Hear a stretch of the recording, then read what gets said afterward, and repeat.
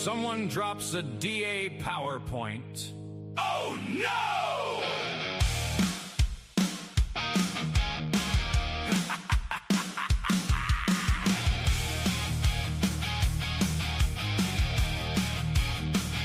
She's a Wisconsin mama with 5 kids strong. Saw the school board meeting and said something's wrong. Coffee in her hand, Constitution in the bag. Walking through Ozaki waving Liberty's flag. Questions wouldn't leave it alone. School board saw her number lighting up the phone. They said, Scarlett, please, it's 9:15. She said, I got 3 more questions and I'm using my time. Scarlett Johnson, Moms for Liberty, coming to the meeting with receipts times 3. Parental rights and a microphone. You better have your homework done when Scarlett gets home. Scarlett Johnson, sound the alarm. 5-kid mama causing political harm to anybody thinking parents won't appear. Surprise! She brought the whole crew here. Oh! She sees the word woke, starts cracking her knuckles. Somebody in the back nervously chuckles. Day committee scheduled meeting at 4. Scarlett somehow knew about it 3 days before. She's posting online, she's reading the files, digging through policies for miles and miles. Somebody whispers, maybe she won't see page 9. Scarlett kicks open the metaphorical door. I read the whole thing online. How many kids? 5. What county? Ozaki. What does she want? Parental rights. How long is tonight's school board meeting? Oh, Lord. Ran for the school board, fought a recall fight, arguing education policy day and night. She's been called controversial, she's heard it before. That just makes her talk about education some more. Then came a lawsuit over words she'd said. Scarlett kept fighting straight ahead. Appeals court ruling finally came around. Somewhere in Wisconsin you could hear the sound. Free speech! Eagle screech. She's got 5 kids, a calendar packed, school policy printed and highlighted facts. You thought the meeting would finish by 8. Buddy, you're staying late. Scarlett Johnson, Moms for Liberty. Wisconsin mama making political history. Love her or hate her, one thing is clear. She's definitely gonna make her opinion heard here. From Acorn meetings to the internet fight, she's arguing politics morning and night. 5 kids at home and another post to write. Scarlett's back online, Tony. Okay, our next public commenter looks at paper. Scarlett Johnson. Entire board. Shit. Red flame in the cold night glow, Wisconsin wind and the stars all know. She's got fire where her heart should be. Liberty's call, she answers free. Stepping hills, but she's still inside. No fear, no doubt, she won't hide. Capital lights on a battle cry. A mama lying, watch her rise. Words are weapons, truth a blade. In the chaos, she's unafraid. Standing tall, she breaks the chain. Crimson faith runs through her veins. Oh, they whisper, you can't change it. She smiles, watch me rearrange it. Every vote, every voice ignite. For the mothers who won't lose sight. Love her, Scarlett, rising through the storm and smoke. Voice of reason, every chain she broke. Liberty beats in her chest so loud. A freedom queen, a mother style. Crimson lights, Republican gold. This is the story the future told. Scarlett's flame, unbreakable, free. She's the power, the legacy.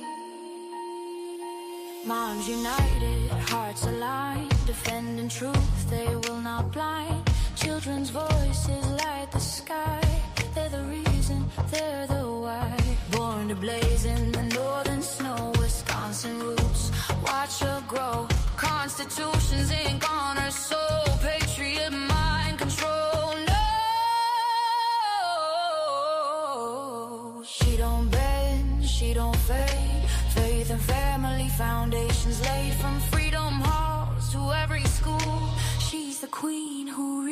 rights rule. Every scarlet rising through the storm and smoke, a voice of reason, every chain she broke.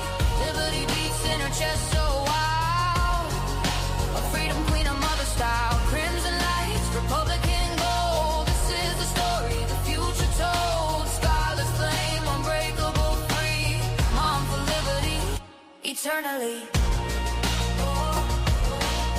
Mom for liberty, eternally. Red flame shining bright.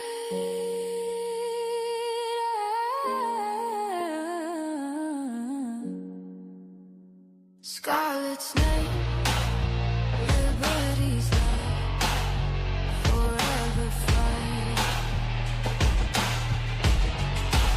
Every scarlet rise,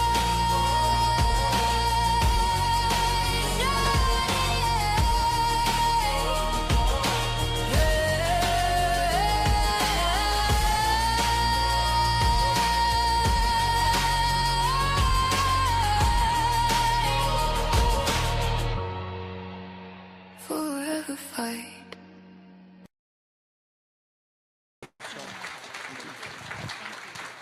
Thank you so much. First of all, it's a real honor to be here. Thank you to everyone who made this possible. I cannot believe how wonderfully executed this has been by Moms for Liberty and, of course, Turning Point USA. So about a month ago, I was right here. I left the stage in New York City for Fox and Friends, took a flight to Minneapolis, and drove right to this spot. And here was the Faith and Freedom Conference just outside of here. And when I was there helping Michael Alfonso, my son-in-law, who's running for Congress, I met a beautiful young woman named Ella. And I also met her mom. And as I started talking to her about her situation and what had happened to her, Michael and Evita had introduced me to them, I became enraged. But I also had an idea. I said, have you ever met Riley Gaines? And she's like, no, I know who she is, but I'd never met her. And I said, you know, we should do something with Riley Gaines, because Riley is one of those people who's been coming on Fox and Friends since she bravely spoke out against transgender or men pretending they're women in sports. And I've always said, and Riley will tell you it's true, she is the #1 feminist, the real feminist in America. And so I really wanted to make that happen. I can't believe in 1 month what Turning Point USA and what Moms for Liberty were able to put together here to support Ella and her parents and every parent out there and every student out there who cares about this issue. Our next guest is somebody who reminds me of Ella and also of Riley, because she is so brave. Her name is Scarlett Johnson, and she is the ambassador, that's her title, at Moms for Liberty. And she also has an amazing podcast called Unleashed that everyone should be listening to. She is a force of nature in Wisconsin. She's proof that you get moms mad and you get action. And that's what she has done and continue to do throughout the state of Wisconsin. And I'm just really proud to call her my friend. Scarlett Johnson.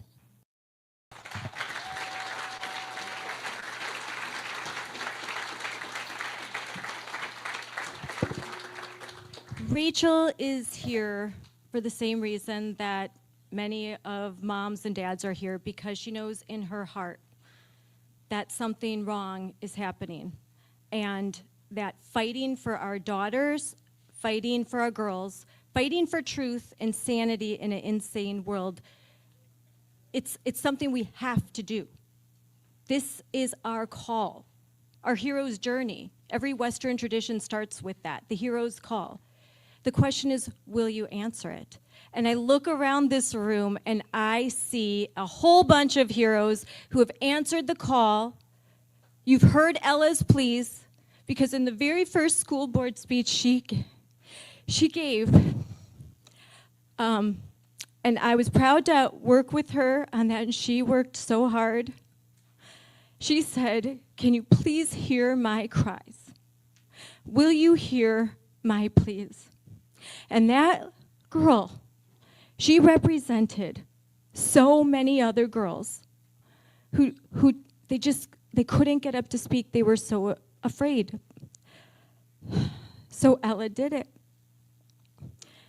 And I continue to be amazed by her every day.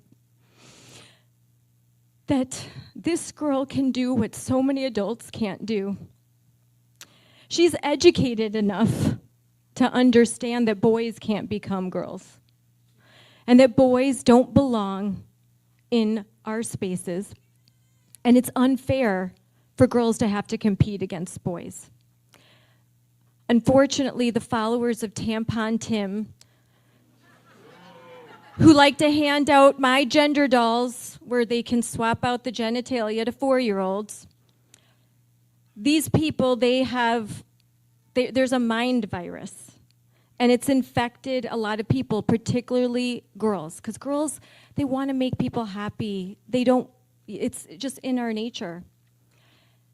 So, we're joyful warriors. So we're happy, but we're warriors, and we're going to come and get you if you mess with our kids.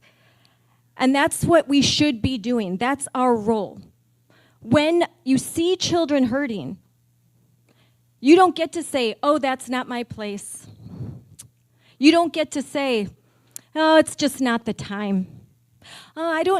Mean people would say really bad things about me on social media. Well, they say terrible things about me, but they're weird. They're really weird. Have you looked at them? They're strange. And they hate me. They hate the country I love.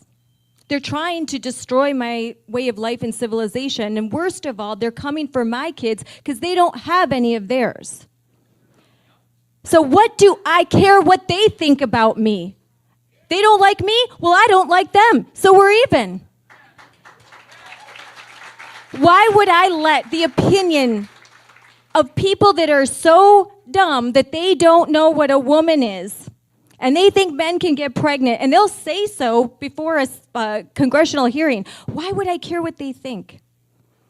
What matters is what God thinks. What matters is what my kids think. And I see so many young people here today, and they're looking to us. And if we don't have the courage to stand, how are they going to have the courage to stand? If our girls don't stand up for themselves now, when will they? When will they suddenly have the courage to do so? If we don't, we've got to help them have the courage now. So real quick, I'm going to talk about what happened in New Richmond, and you all know. But just in case, because we're recording this, in case you haven't heard, you live under a rock, I've got here, because I always bring the receipts. Here are the maps. These are the maps that the New Richmond High School pasted all over the doors and walls of the high school when the girls didn't want to share a bathroom with a boy. They were given a map to a single stall bathroom. Hundreds of girls go find a janitor's closet or teacher's lounge, go suffer a humiliation ritual, make sure everyone knows who you are. Oh, you're the bigot, right? Then they go on social media where they make a I Hate Moms for Liberty, I Hate Scarlett Johnson Club. Oh, that's so original. And they get to post with no names, but you know who they are because a lot of them work in the school district. And they say mean things about Ella, and they say mean things about kids, and that prevents the kids from speaking up. But it didn't stop you guys. I saw something so special with New Richmond that I have not seen anywhere else, and I've seen a lot in 6 years. You guys have something special. Look around. Look around all these people. You have something special. You have gumption. You have courage. And courage begets courage. You can take on the New Richmond School Board, but you have to keep fighting. You can't just show up to one school board meeting. You got to show up to more. You got to email more. You got to vote. You got to vote for candidates that are standing with our girls. And you've got to hold them accountable. Now, New Richmond, there's good news. There's good news. The bad news is they have a policy in which they changed the definition of sex to include, well, whatever gender, so-called gender, a kid feels like on any given day. And there's hundreds of them. They changed that definition, and that threw the doors of your daughter's bathrooms and locker rooms, their athletic teams, wide open. These people have no courage. I just watched the last school board meeting. Oh, our hands are tied. Oh, we don't know what to do. Because it would take gumption, the gumption that you guys have, to do the right thing. And they just won't do it. Despite the big win of the Trump administration initiating a Title IX investigation on March 5th, that's huge. In a month. You guys did that in a month.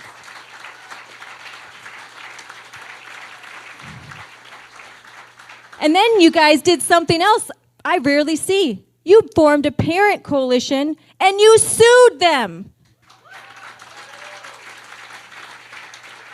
So you didn't stop. You went to the school board meeting. Then you went to vote in April and you kicked Brian Schaefer off the school board. And that smug smile, oh, his smug smile, that's long gone. And the number one vote-getting candidate was Moms for Liberty endorsed. She's wonderful, and she's under fire. You guys need to have her back. Because now she is going to bat for you. You need to have her back. Just, our school board members, they need us. And so does Ella. And so does her mom and her dad. Because we're up against an existential threat. We're up against something very bad. We wrestle not against flesh and blood. We are up against a zeitgeist that is hungry for our children, and they can't have them. Take your gender dolls and go shove it where the sun don't shine, because we don't want them. Not here. Not in this town. They came for a town that voted overwhelmingly for Trump, a town that knows what a woman is, a town that is going to stare them right back in the eye and say, you know what? You move. We're not going anywhere. You move. And you got to keep doing that. You got to keep showing up the way that you are. So let's look at these maps and remember what they did to the girls in this community. A humiliation ritual for which there should be a reckoning. And I think that reckoning is coming from my friend, Ella Frei.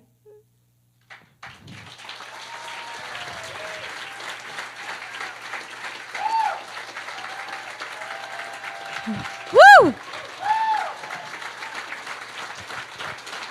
Ella.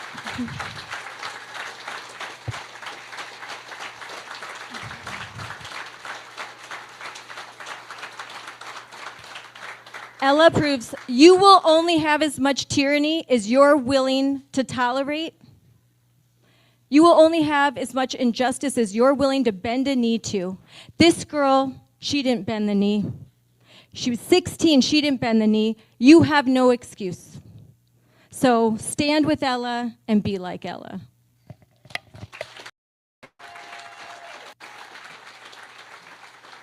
Thank you, Scarlett. Hello, everyone. My name is Ella Frei. I grew up right here in New Richmond. This is my school. A lot of you have watched me grow up in this room. For most of my life, school felt normal. That changed in my junior year. A male student started using the girls' restroom. Freshman girls, 14 years old, were scared to walk in. At first, my friends and I stayed quiet. Then it got worse. When a friend told me she felt intimidated, I got scared too. I started holding it in until I got home. I wondered if the locker room was next. Would I have to change in front of him? Would he end up on my volleyball team? I went to the school board and told them the truth. Most of them wouldn't even look at me. The very next day, they put up maps directing the girls to single-stall bathrooms. 2 of them were in the teacher's lounge. They would rather displace over 300 female students than ask one biological male to use the private restroom. That doesn't make sense. I was 16. I stopped using the bathroom in my own school. I received threats. Some of the adults who worked in this building joined in online. And when we finally filed the lawsuit, the district's lawyer called what happened to me purely about discomfort. Discomfort is a feeling.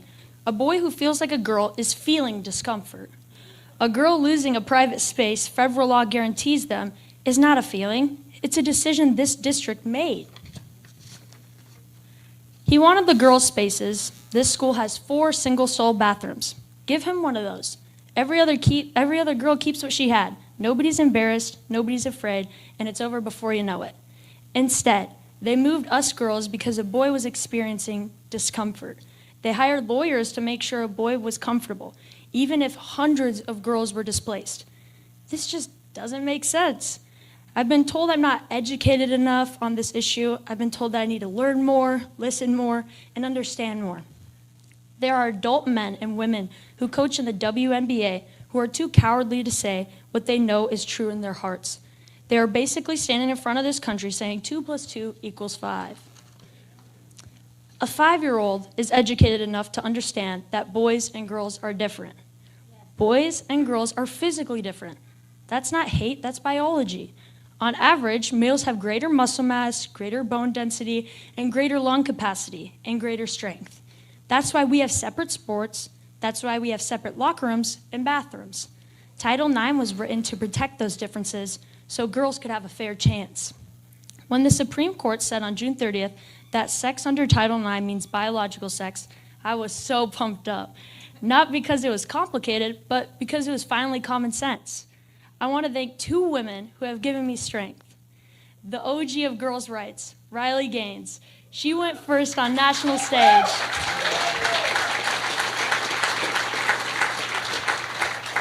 She was forced into a locker room with a male athlete and then told to be quiet about it. She refused.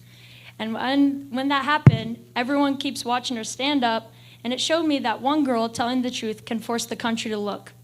And then there's Sophie Cunningham. Sophie is a professional athlete.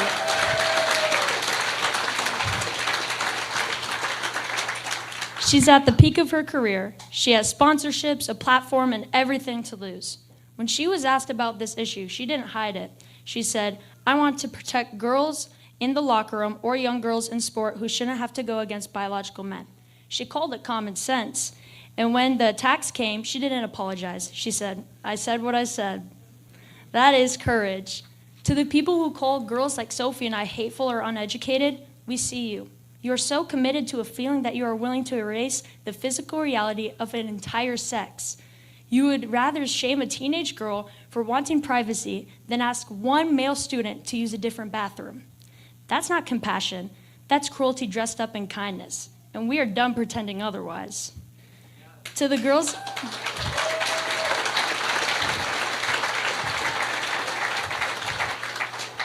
To the girls in this room, especially the quiet ones, I need you to hear me. You are not alone, and you are not wrong. I chose to speak up first in this school so you wouldn't have to, but I don't want to keep standing up here by myself. The cost of speaking up drops when the 2nd, the 3rd, and the 10th girl shows up. That is the only way that this changes. We are not asking for special treatment. We are asking for the same basic dignity that was normal for generations before us.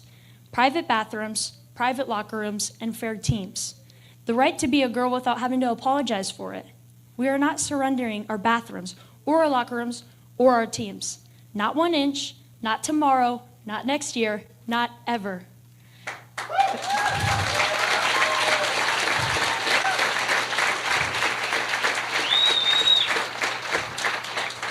I'm 17 years old. I should be worrying about volleyball, about school, about normal things. Instead, I am standing up here in front of my own community, fighting for the right to use the bathroom without fear, for privacy in our locker rooms, for fairness on our teams, and for the simple right to live not by lies. That is not the childhood any of us wanted for the girls in this room. But I will keep standing, I will keep speaking, and I will keep fighting, because every girl who comes after me deserves better than what we are given. Our privacy matters, our safety matters, and our futures matter, and we are not done.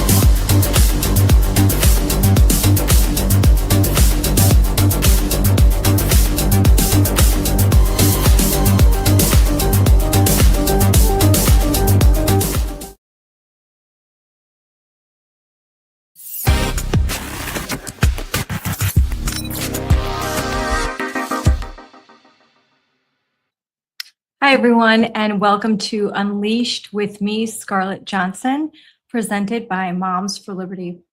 Now, before I bring out my guests, Payton McNabb, Frei, and Briley Lechner, three girls who already paid the price because adults can't define what a woman is. I need to tell you what happened this week. So this is something I want to start doing, kind of going over the big stories of the week that I've been talking about, that Moms for Liberty has been posting about, all on social media. And so and give our little kind of take on things. So I want to start today with announcements by the U.S. Department of Education. I think they're pretty important. So this week, the U.S. Department of Education sent every federally funded school district in America a Dear Colleague letter.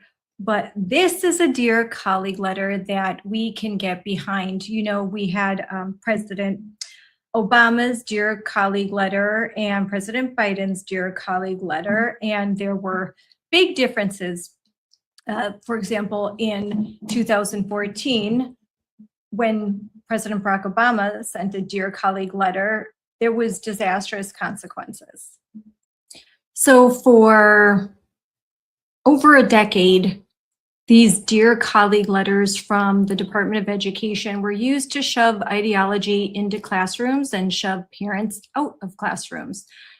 Again, Obama 2014, disciplined by racial statistics. Neutral rules were treated as racist if the numbers were wrong. In Obama 2016, gender identity is now classified as a category in Title IX that is protected, changing the traditional definition of sex, male and female.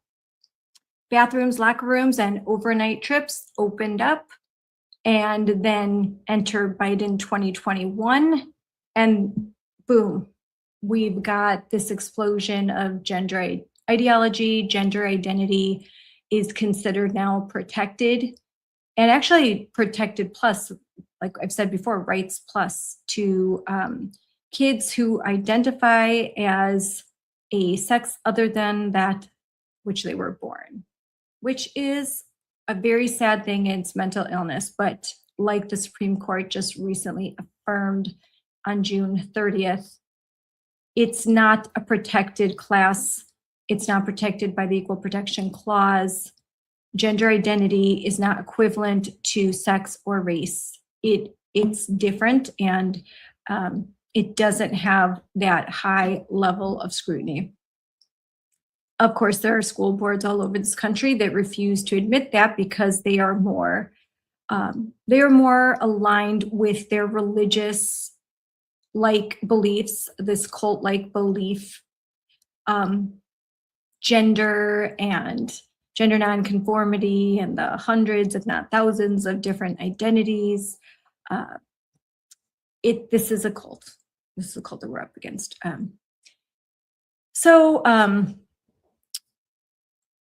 Same playbook, same letters, but there's something different. Before, ignore biology, ignore behavior in classrooms. The reason why our teachers do not have a lot of tools in their toolbox to discipline students is because of the 2014 Dear Colleague letter that made doing anything that would kind of help the classroom from disruptive students, it's racist. It's all racist. And so this is remove SSROs, security officers, school security officers are removed because those are racist, to any disciplinary actions, all of that. Ignore parents or risk funding. And back, gosh, I'm old enough to remember just a few years ago when school boards used to care about losing federal funding. Now they all collectively say, the woke ones say, oh, shrug, they don't care. They don't care if they're going to lose federal funding. They'll find the money somewhere. I mean, these are the same school districts that are perpetually putting forward referendums for operational budgets, for buildings, to pay salaries, but risking 10% of their funding federal funds. Oh, that's a shrug. We're going to talk more about that. So, but now is a new day. We have a new administration. We have the Trump administration.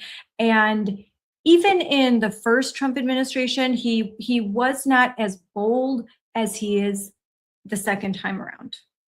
Now, Trump did reverse some of this stuff, but I think the awareness of the true nature of the culture war that we're in and how insidious it is. I know at this time I was in the dark about it, and I think it's a new day, and we've got an administration that is really trying to reverse, many years of damage and to clean the DEI swamp, and it's hard. But good steps forward. Frank E. Miller put out a letter. There was some news release, some press conferences, and a news release here, and we can see this. This is the Dear Colleague letter, August 26th. This is a letter.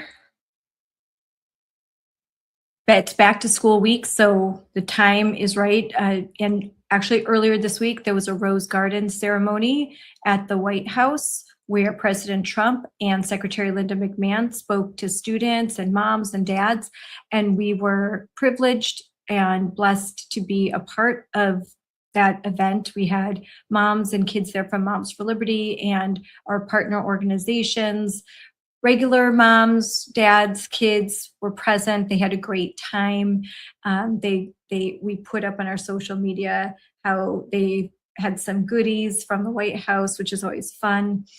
But this letter during back to school week was to superintendents and to school boards and to administrators, to teachers. It reminded them of two laws that have been on the books for decades, and that schools have been treating like optional suggestions. And that's FERPA, the Family Educational Rights and Privacy Act, where parents have the right to inspect the education records that the school actually maintains. Okay, that the school actually maintains. Not the sanitized parent portal, but actual records. And I'll show you a few things here. FERPA means that parents can review all records, that they can opt out of sensitive surveys, and written consent is needed for sensitive surveys. No hidden gender files. And this is really important. This letter is really important. According to this letter from the desk of the SPPO, FERPA does not distinguish between a student's official record, cumulative file, or unofficial records. And that's from Frank Miller. Why is it important? Well, let's talk about Wendy Peterson. Wendy Peterson is a parent in Winneconne, Wisconsin. She asked her district for her child's file. What she got was a parent portal, grades, attendance, and the name on a birth certificate. What the file she actually wanted was the plan, the pronouns, the counselor notes, the secret file that the school had, and the file that the school wouldn't show her. These other files, they were treated as not part of the official record, as if putting it in a different folder meant there was a different law, that FERPA no longer applied. Like thousands of other parents, she and her husband suffered in silence, unaware, confused about her rights as a parent. She only discovered that the school was continuing down the path of affirming her son's new chosen identity as a female because she was accidentally sent an email where her son's chosen name was on it.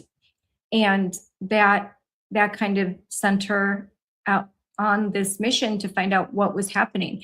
And she explicitly asked teachers, principals, superintendent, everyone, school board, everyone, to please don't affirm my son. He's going through something. And we're going to talk about this in more detail. So this is just a little bit about what is going to be a bigger story that I'm going to talk about.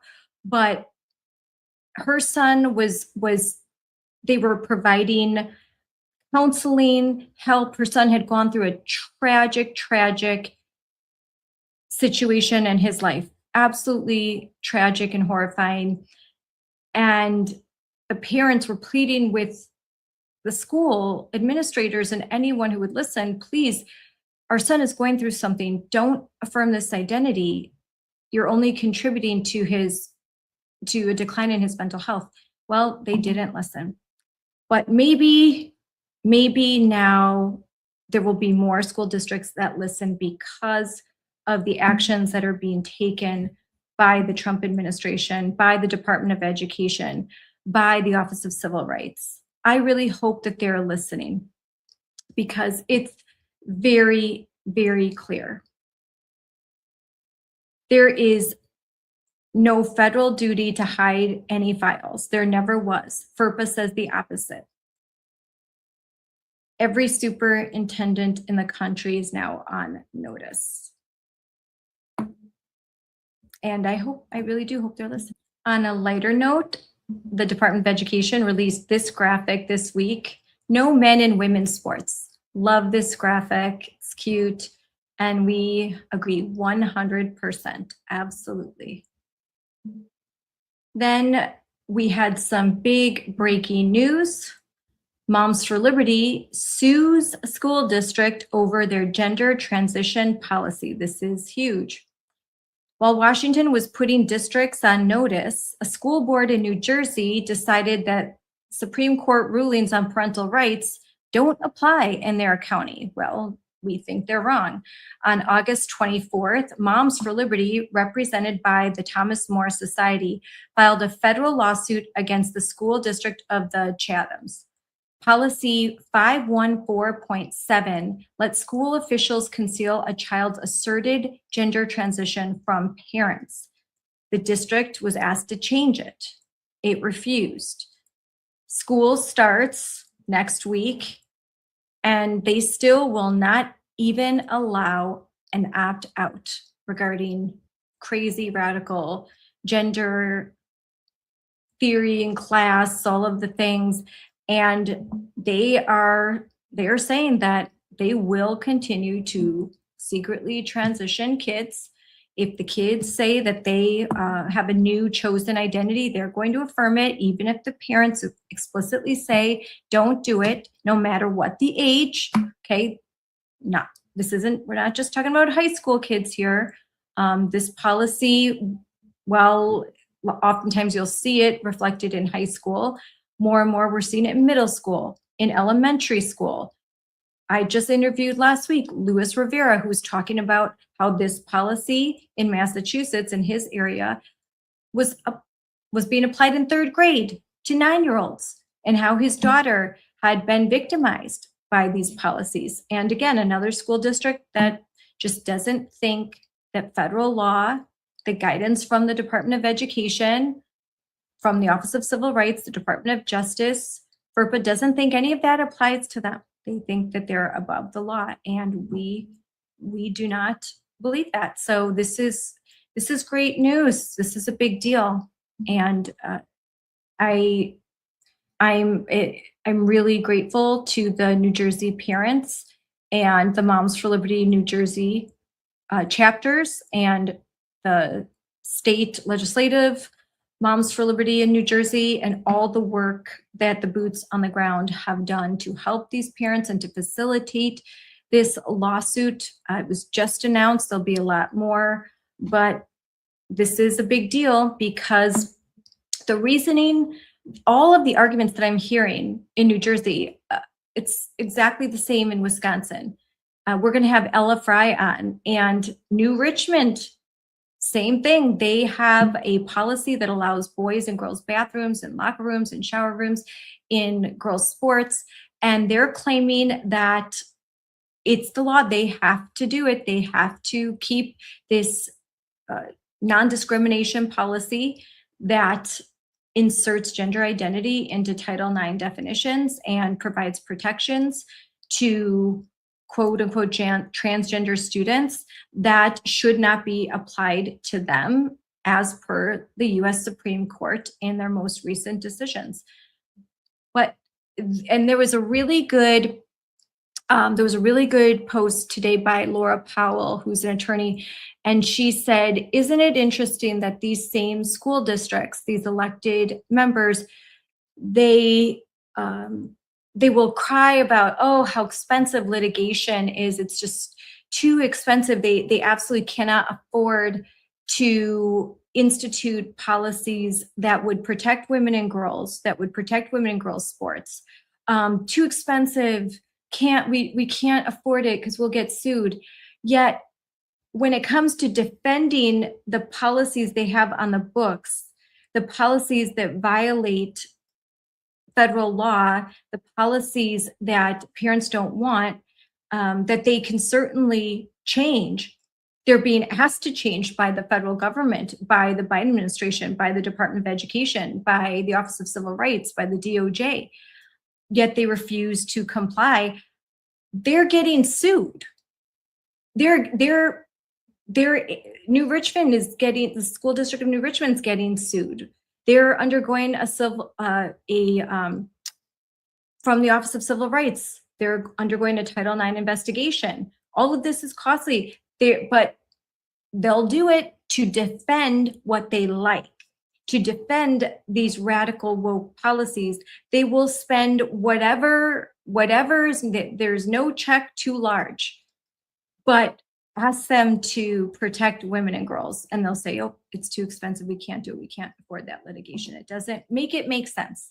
It just doesn't make sense.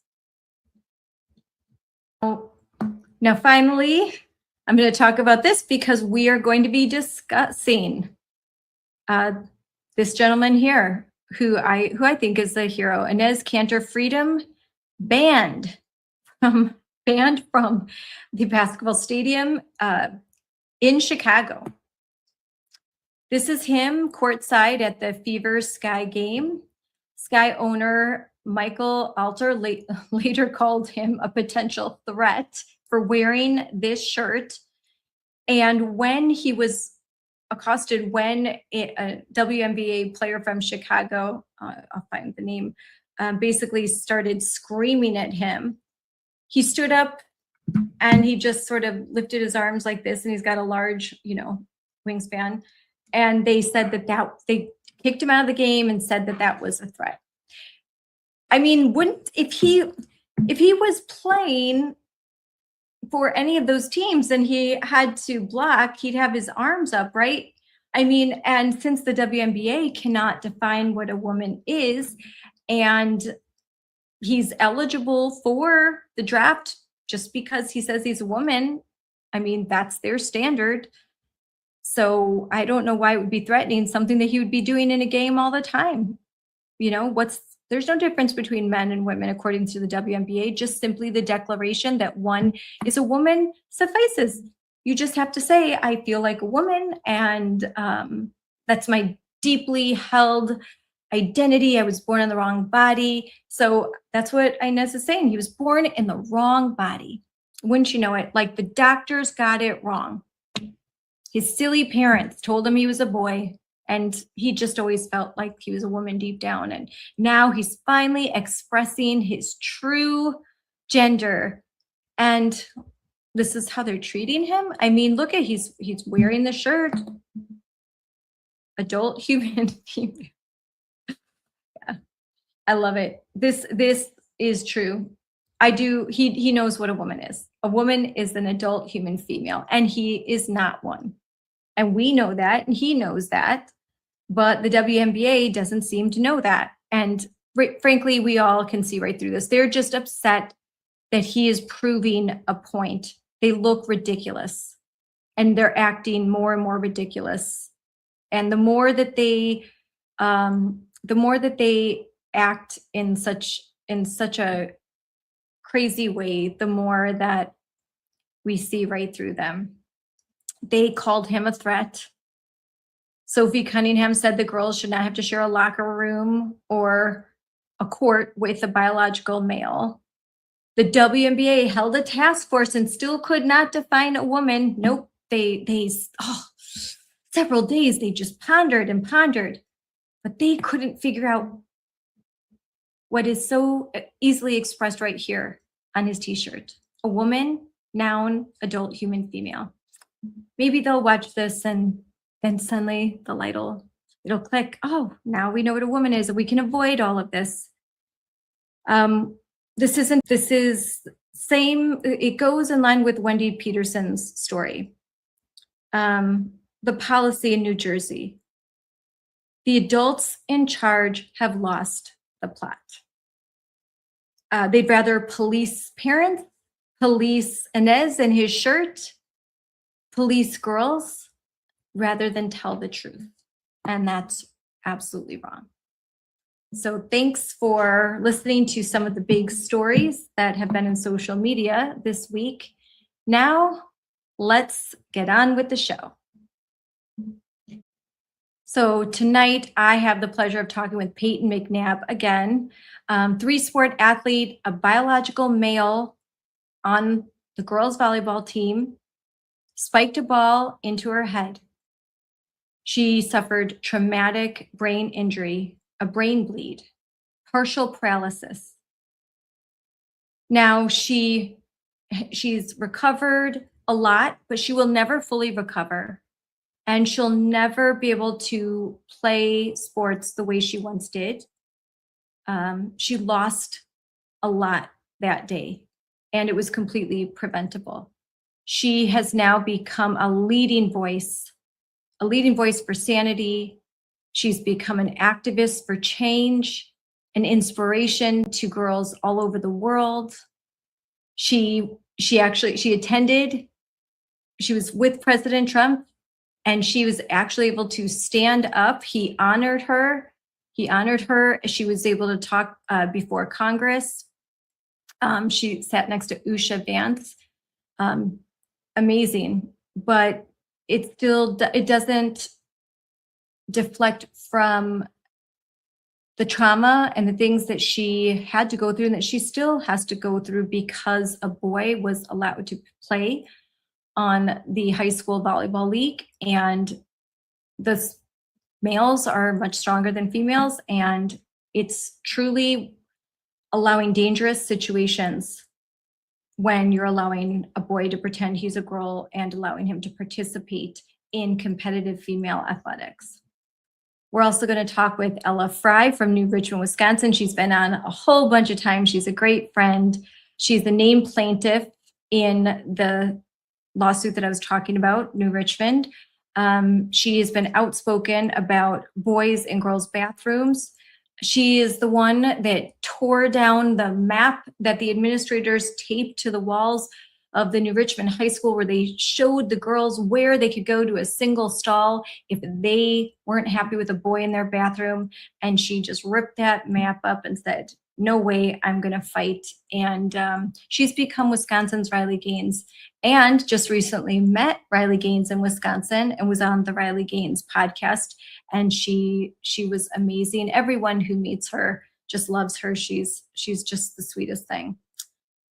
She refuses to suffer humiliation rituals, as does my final guest, Briley Lechner, who is the youngest. She's 16. She's from Monroe, Michigan.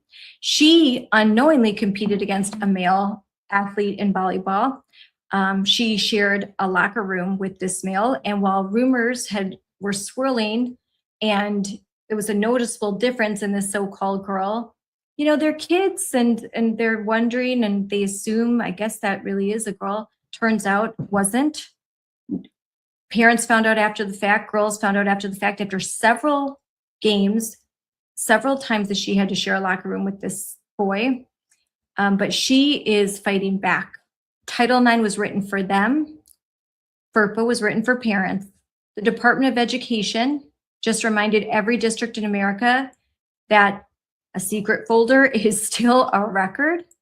Moms for Liberty just sued a New Jersey district that thinks the Supreme Court is just, their rulings are just suggestions, helpful hints. It's funny how the defenders of democracy and rule of law, when it's something they don't like, suddenly none of that matters. Isn't that interesting? And a WNBA owner just banned a man from the Chicago arena just because his t-shirt said what we all know to be true and what everyone knew to be true until 5 minutes ago, that a woman is an adult human female. End of discussion. It would be comedy if girls weren't paying the price.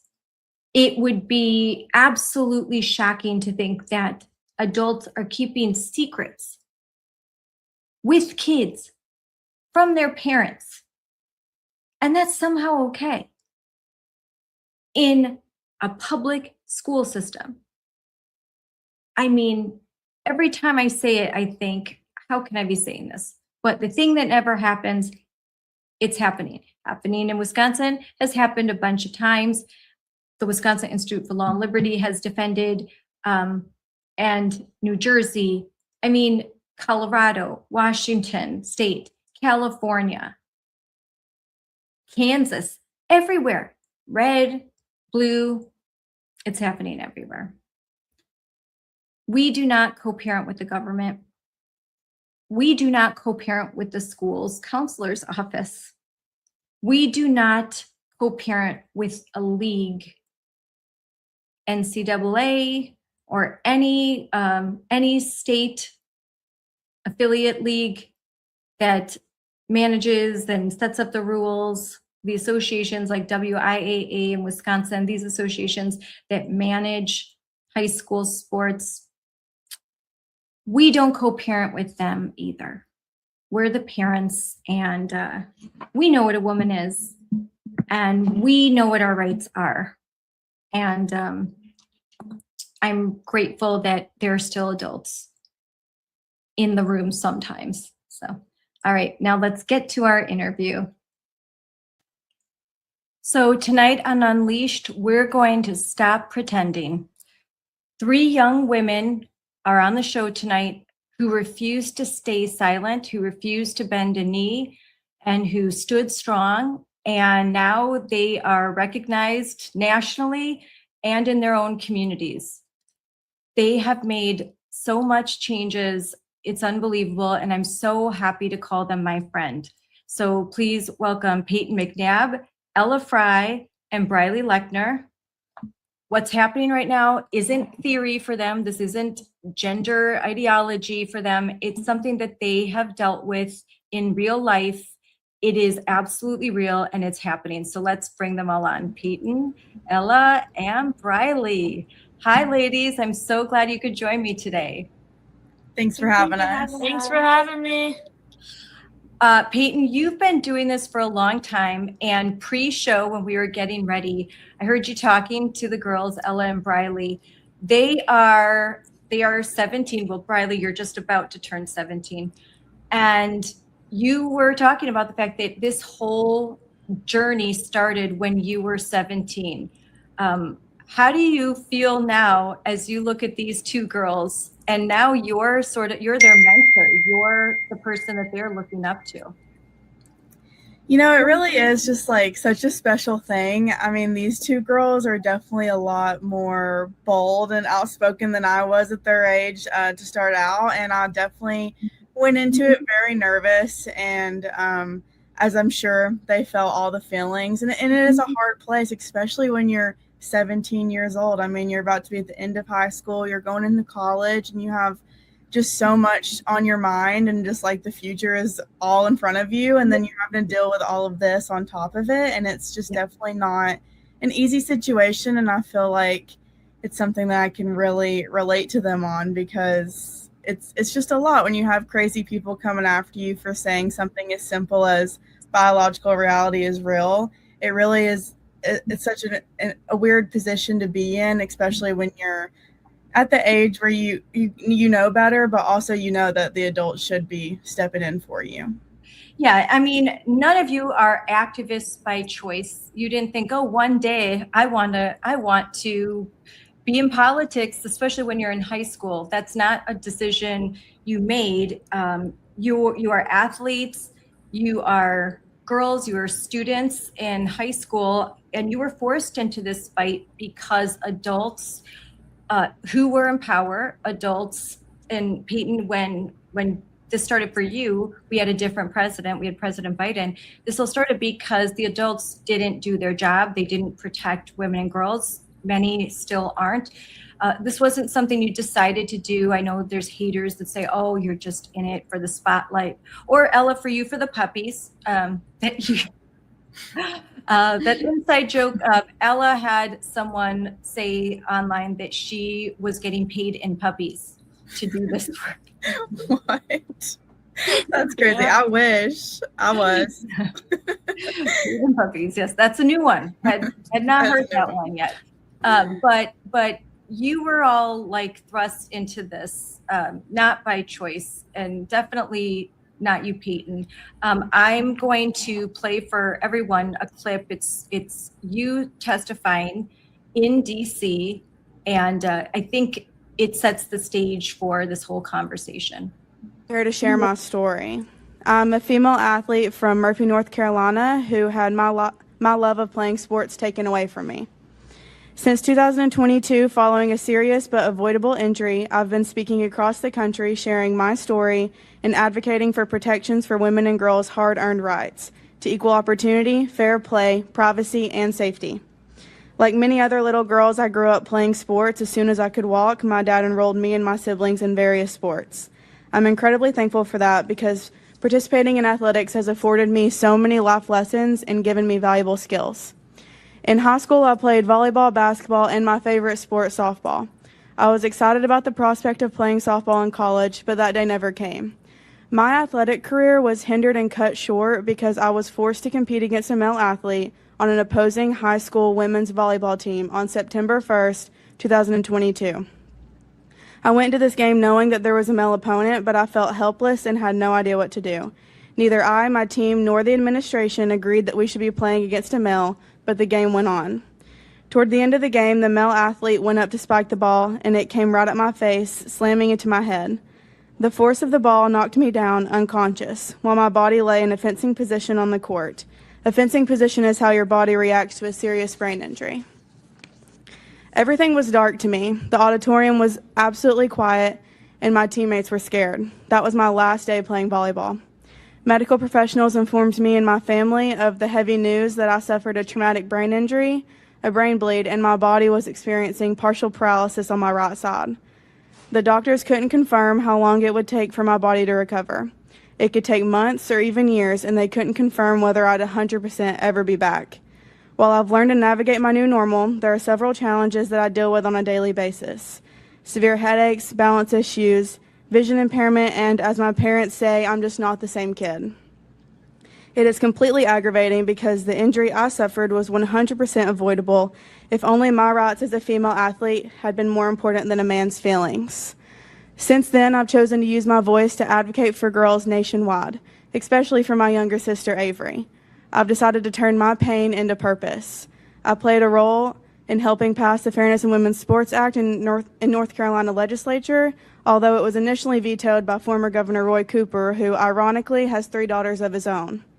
Since speaking out, I've heard from so many girls. They see it happening in their schools, male athletes competing in women's sports. The fear of being severely injured by a male athlete who is undisputedly, on average, bigger, faster, and stronger than the average female is real. I want y'all to know that this issue is very real. I didn't realize how big it was until it personally affected me. What we are talking about is reality and basic truth. Men have an inherent biological advantage over women when it comes to sports. The advantage is particularly prominent respect to the activities where speed, size, power, strength, or cardiorespiratory characteristics determine performance. Males jump approximately 25% higher than females. Males throw about 25% further than females. Males run 11% faster than females. Males accelerate about 20% faster than females. Males punch 30 to 162% harder than females. Males are around 30% stronger than females of equivalent stature and mass. This is undeniable, and many more biological statistics can be found in Independent Women's Competition Report. I was so pleased to be at the White House on February 5th when President Trump signed the executive order entitled Keeping Men Out of Women's Sports. Finally, we saw a president act to make sure that sports competition for women is fair and safe. Now we need laws at the state level that define women and keep women's sports safe for women. Today, there are 27 states that have legislation protecting women's sports, and more than a third of the nation also defines sex-based words across their state laws. All 50 states should have this sort of legislation. I'm so proud of the progress.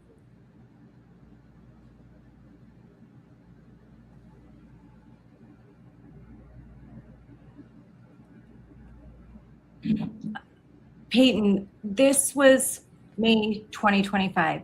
Since then, there has been a historic Supreme Court decision that was on June 30th, 2026. So a year after you gave that testimony, the SCOTUS did something wonderful. In Hecox v. Little, BPJ versus West Virginia, the Supreme Court said what we all knew since the beginning of this fight, that men cannot just declare that they are women and have it be so. That Title IX was a binary based on male and female, and it was created to protect females in their sports and also their opportunities in colleges, universities, and K through 12 education. So how did it make you feel when you heard the news that SCOTUS had reached its decision and it was absolutely the best decision that we could have hoped for with the cases that were before them? Yeah, this whole case was just like, it's insane that it even had to go to the high court to determine what we've all known from like the dawn of time.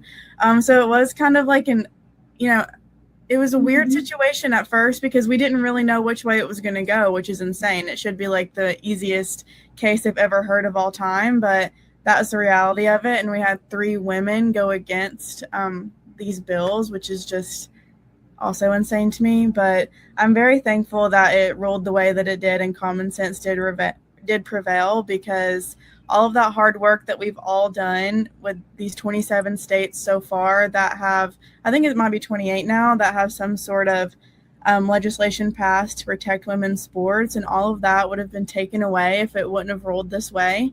And, my biggest thing was we were at the rally and we saw just the mentally ill side of the aisle who is just coming for us with every breath, and they don't even know what they're talking about, and they're fighting against women. And it was so sad to see them want that so badly for us when we're the ones that are begging to have a basic human right of just safety and an equal playing field and all these things that we fought so hard to even have, and now we're completely going backwards. So I always thought that was really interesting, the fight on what was in the Supreme Court, because they weren't even ruling that all the states had to protect the women and girls. They were just ruling on if we were allowed to have these protections in our state. And I'm very thankful that we are, and that we can keep fighting to hopefully get every girl protected in every state.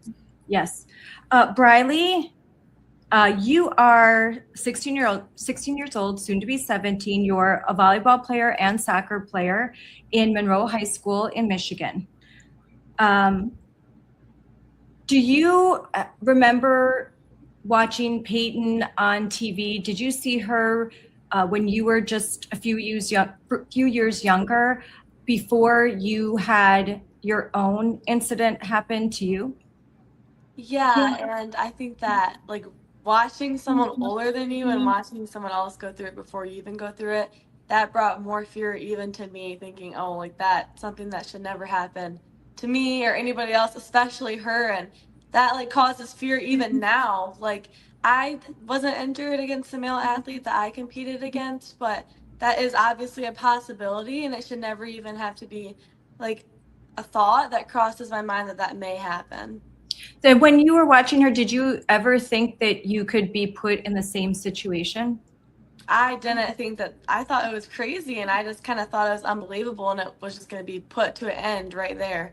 Yeah, but it didn't. And just last year, when you were competing against a team in Ann Arbor, the Skyline, you, unbeknownst to yourself, had been playing against a male athlete in volleyball and sharing a locker room with this biologically male athlete. This was something your parents didn't know, you didn't know. Maybe there were rumors, but nothing confirmed. And then just late last year, I believe in the fall, it was confirmed that there was a male athlete, and you had been playing against this person. You described to me that at first, when you thought you weren't sure could be a girl, you compared yourself to this person and thought, they are so good. I could never be that good. You were discouraged because how high they could jump, how strong their spike was. Could you talk about that again? Yeah, so my freshman year, I even competed against this person, and from there already, I'm the underdog, like freshman on varsity. I'm nervous, like I don't want to make any mistakes, and I'm trying to be the best I can be and fit in. So when I see somebody amazing, I'm going to compare myself and think, wow, like I have a lot to live up to. I have a lot to work for. And then last year, when this was found out, it was kind of from there on just kind of like easy to see. It was kind of obvious, but because I never thought that I would be competing against a male athlete and that would have been allowed, I just kind of went along with it. And of course, I got down on myself because I do love the sport volleyball. I put hard work into it, lots of training, lots of dedication. And when I have never achieved that skill, of course, I'm just going to be discouraged. Yeah. Now, Ella, you're from Wisconsin, like me, New Richmond, Wisconsin. You play volleyball. You're in track and field, long jump. And you got started in this activism when a biological male was allowed into your high school bathroom, and you and your parents, along with hundreds, if not thousands of other members of your community, realized that your school district had a policy that essentially functioned like Monroe, Michigan, or California, or policy in North Carolina, a policy that had redefined sex to include gender identity in its non-discrimination policy, thus making it possible for boys to participate in volleyball, track and field, and to enter the locker rooms and bathrooms. You have been speaking up against what happened to you and other girls in your school, and because you're trying to prevent what happened to Briley to happen to you or any other girl. How does it make you feel when you hear that Briley didn't even know it, but there was a male in her locker room for years? She had been competing against for years, and this secret was kept until it couldn't be kept anymore. I think the differences as males progress through puberty, just they increase and heighten. How does it make you feel, Ella? It's disgusting. I think it's nasty, and it's also just almost like, I don't know, rude. Like, we're not that dumb. We're going to notice you, and it's unacceptable for you to be in our spaces. You have your own, go take on that. And if you really want to be this so much, go join a co-ed team or something, but there's no reason to take over our spaces. And I think it makes me want to fight even stronger to keep my community away from all that stuff and prevent stuff like this from happening, especially with all these younger girls coming. I have moms coming up to me, they're like, thank you for fighting, because I have so many granddaughters that are getting up there and I don't want them to experience something like this. And it just makes me want to fight for my community even more and get a policy laid down and show up to every school board meeting, reminding them, hey, we need this policy or else our community is going to fall apart. And I think that it's just another thing where girls shouldn't have to experience that fear. I mean, especially in high school, I could never imagine the girls in my grade or the freshmen, sophomores, whatever, on our volleyball team. I don't think, like, we're not obviously the best of the best. So we're going to get destroyed by a biological male. And it would just be a catastrophe if we had to compete against one, especially as like people that are obviously not like D1 college athletes. There's no way we're going to be able to take on that. And so I just hope that in the future we're able to get a policy laid down so none of this happens in our community. And Payton, so Ella says, well, we're not the best of the best, but even the best of the best would be in trouble if they played against a high school biological male, because there are inherent differences in males and females. And so you could be the best of the best, Ella, and it wouldn't matter, because a biological male, even if he were an average athlete, hey, look at A.B. Hernandez, someone who would not even qualify for the track and field events on the male division. When he identifies as a female, he's running away with the championship. And that's why it's not fair. Mm-hmm. Yeah, it doesn't matter what she was saying. I mean, it doesn't matter what level you're at. I think that's like such a stupid argument that people try to throw at you, especially at your guys' level. I've heard that a lot because, this didn't happen when you were in college or when you were in professional sports. You were just in high school, so it doesn't matter. And it's just like, that's such a stupid argument and just a dumb thing to say, because it doesn't, you deserve equal opportunity in a fair playing field at every level. And it doesn't matter where you're at, to deserve that. And I think that's just something that's never going to, I don't think anyone's going to ever believe that. And I think everyone sees through that argument for sure. And you're right. I read the comments to Ella and to Briley like, oh, it's just high school. Yeah. Oh, just let them play, be kind. You're not the best. This isn't the Olympics. But you're right. This is important to them. They both have stated that they intend to go to college playing a sport. Well, if they're going to get a scholarship, they're going to need to shine, and their team is going to need to shine. But with the presence of a male athlete, that limits their opportunities. That athlete takes away scholarships and awards and trophies. And I think the demoralization,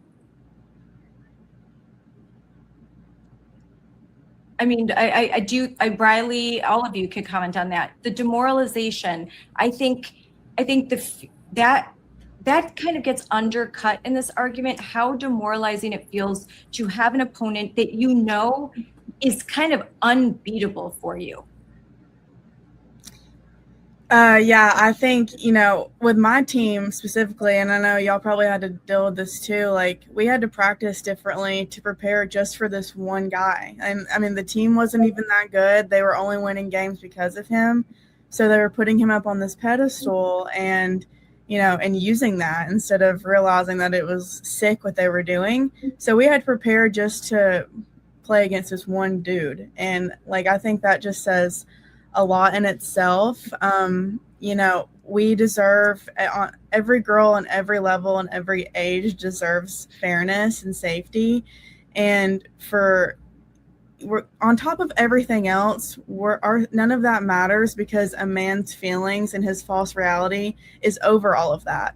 And we've gotten reminded of that time and time again in every single way. And I think it's just it's getting to the point where girls and women, we're just tired of that feeling. We feel it in a lot of other avenues in everyday life. And this is something that women before us have fought so hard for us to have, so we can have a place and be able to succeed and work hard in the sport that we love. And we're getting told that we don't matter and you're not good enough. You need to try harder. And that's just, it's insane and it's sad. And it's the reason why, so many girls are not going to want to play sports anymore. Now, Ella, I'm going to ask you, because you love volleyball, it's your passion. What are the differences between male and female volleyball? Do they have the same height for the net, or is it higher for males because they can jump higher, they're taller? Yeah, it's higher for males. I think it's 7 inches or something, and they can jump insanely high. They move really fast. And we have this thing where we coach like boys for like a buff league or whatever at school for homecoming week. And just watching them, they don't know what they're doing, but they have the power to just do whatever they want. Like they're able to hit it however they want, serve it like insanely fast.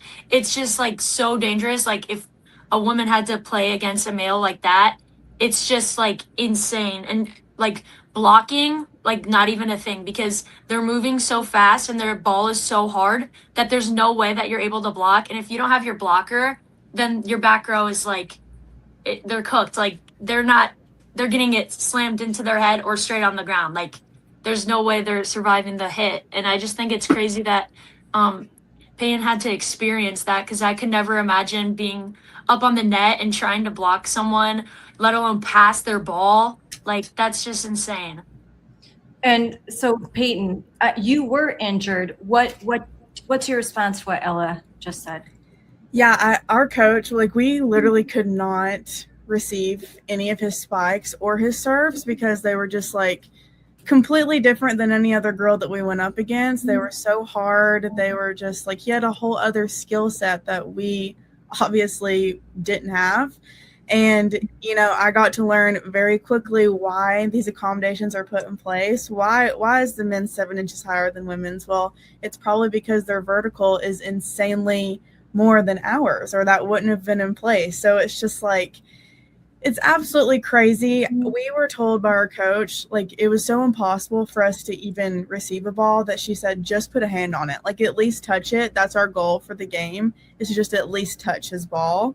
And that's really sad when that's your goal in a game. And you know, when I was out, our freshman setter had to go in for me, and I was only a setter. I wasn't even blocking. I couldn't even touch the top of the net. So I was always on tips and right behind our blocker. And our blocker was telling our coach, like, what's the point of me even blocking? Should I just come down so we have a 6th person to try to receive this ball? But, you know, it was just a crazy situation. And we got to see, again, exactly why these accommodations are put in place to begin with. And Briley, so you played against a boy. Did you have fear? Did you notice this difference? Did it make you nervous when he spiked the ball? Yeah, so already before I even knew that this was a male, like I said previously, it was very obvious how much more advanced this player was. So I definitely had to lock in a bit more, like stress a little more of getting my hands up, because I am a middle and it's lots of blocking up there. And once I did find out it was a male, it was kind of like it changes the mindset. That's kind of all you think about the entire game, because you actually know that there are physical advantages that player has. So it definitely brought me more nerves and more fear. Yeah. And in the same situation as Payton, this team with this biological male was not winning until this male came on. So this male's like win after win when they had a male playing.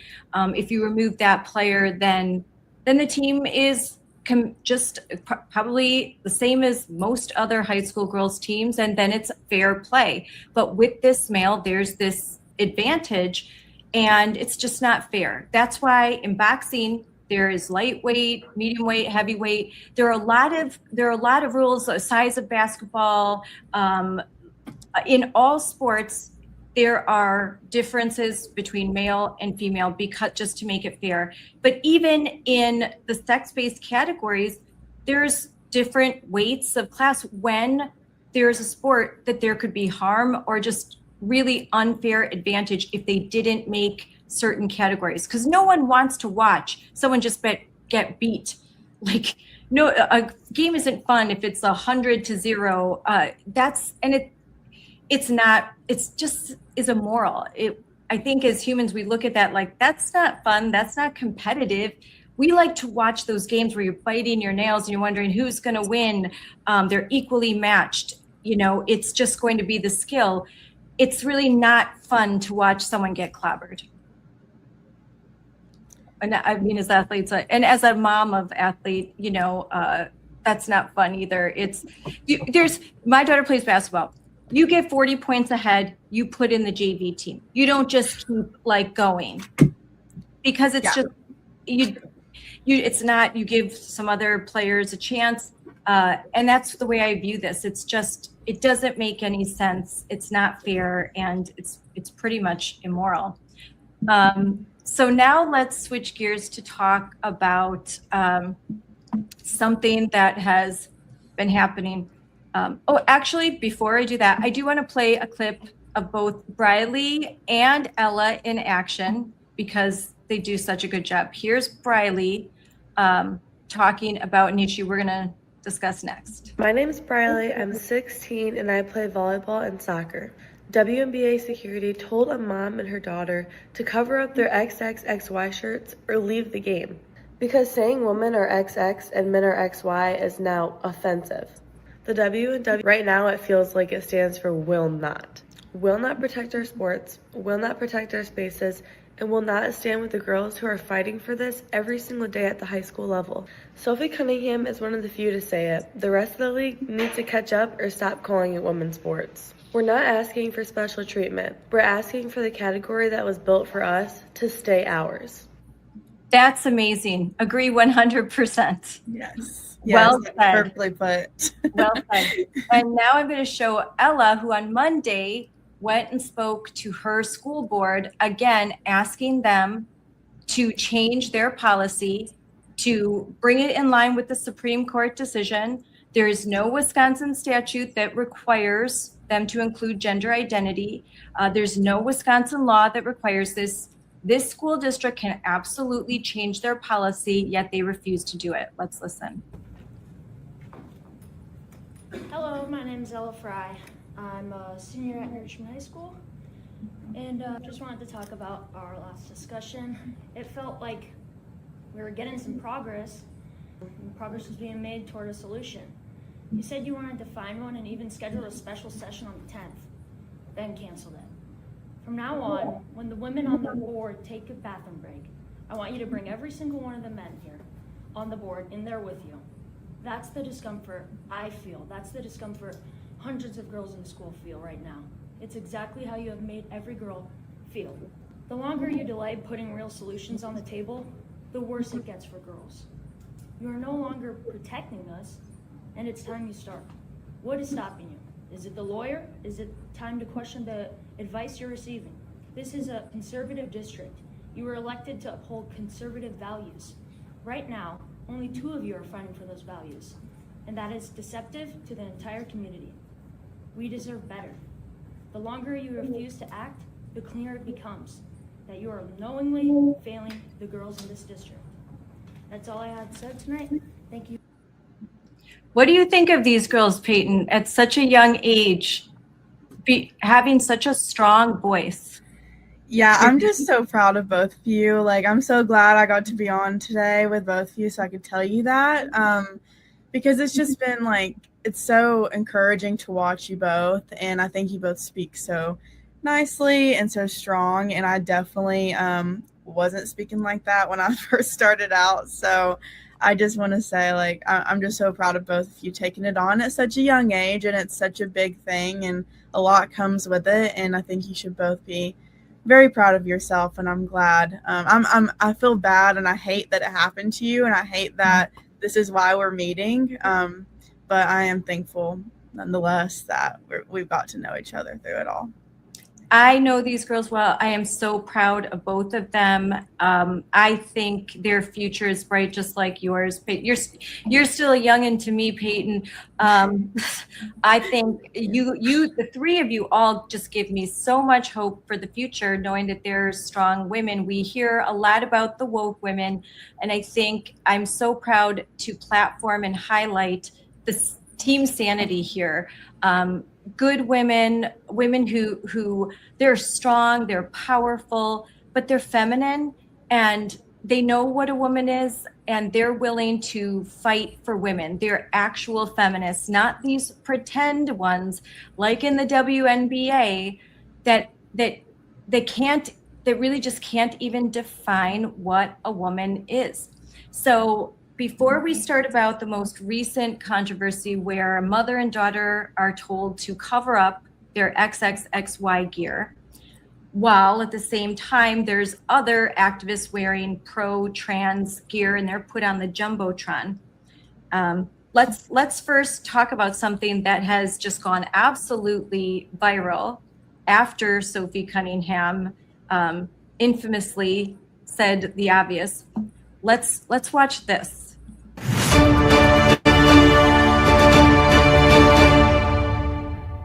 After careful consideration and reviewing the current eligibility guidelines, I am officially declaring myself a WNBA prospect.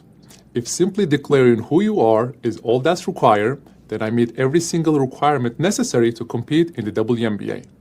My team and I have carefully examined the WNBA's eligibility criteria and governing framework surrounding self-identification and inclusion. Based on the current guidelines, I can and am officially declaring my eligibility for the upcoming WNBA draft in May 2027. I am definitely not here to mock, make fun of, or disrespect any community or personal choices. I am simply asking that the current rules be applied equally to everyone. The rules that represent the very values many WNBA players and coaches have publicly advocated for. My team and I are prepared to ensure these guidelines are applied equally, consistently, and without exception. And I look forward to the WNBA honoring its stated principles. See you at training camp. So, unless you've been living under a rock, you must not be aware. But if you actually like look at social media at all or turn on the news ever, then you know that Enes, Kanter, Freedom, and Royce White, both former NBA stars, have declared for the 2027 WNBA draft. They have, according to Royce White, he has said sometimes identifying as a woman for purpose of basketball, and Enes Kanter Freedom stating that the rules say that identifying and declaring as a woman is enough. So they are forcing this issue. They are calling out the WNBA, and I congratulate what they're doing. I know, Payton, you and I had discussed this scenario. The first person I heard talking about it was Clay Travis, like, hey, former NBA players, now's your chance. You can get back in. And everyone laughed it off. But I think I applaud these two because they are forcing a national conversation that the WNBA has been trying to avoid. Absolutely. What they're doing is they're exposing the hypocrisy of this whole argument. You can see that by the reaction that they're getting. And I'm just so thankful that they're doing this because it's really it's giving the WNBA exactly what they asked for. And it's forcing them to put their money where their mouth is. I mean, if anyone can just declare that they're a woman, then who are they to say that these two new beautiful women are not as much as a woman as the other ones that are faking it? I mean, if no one knows what it is, then how can they determine that these guys aren't real women? Yep. Your take, Ella.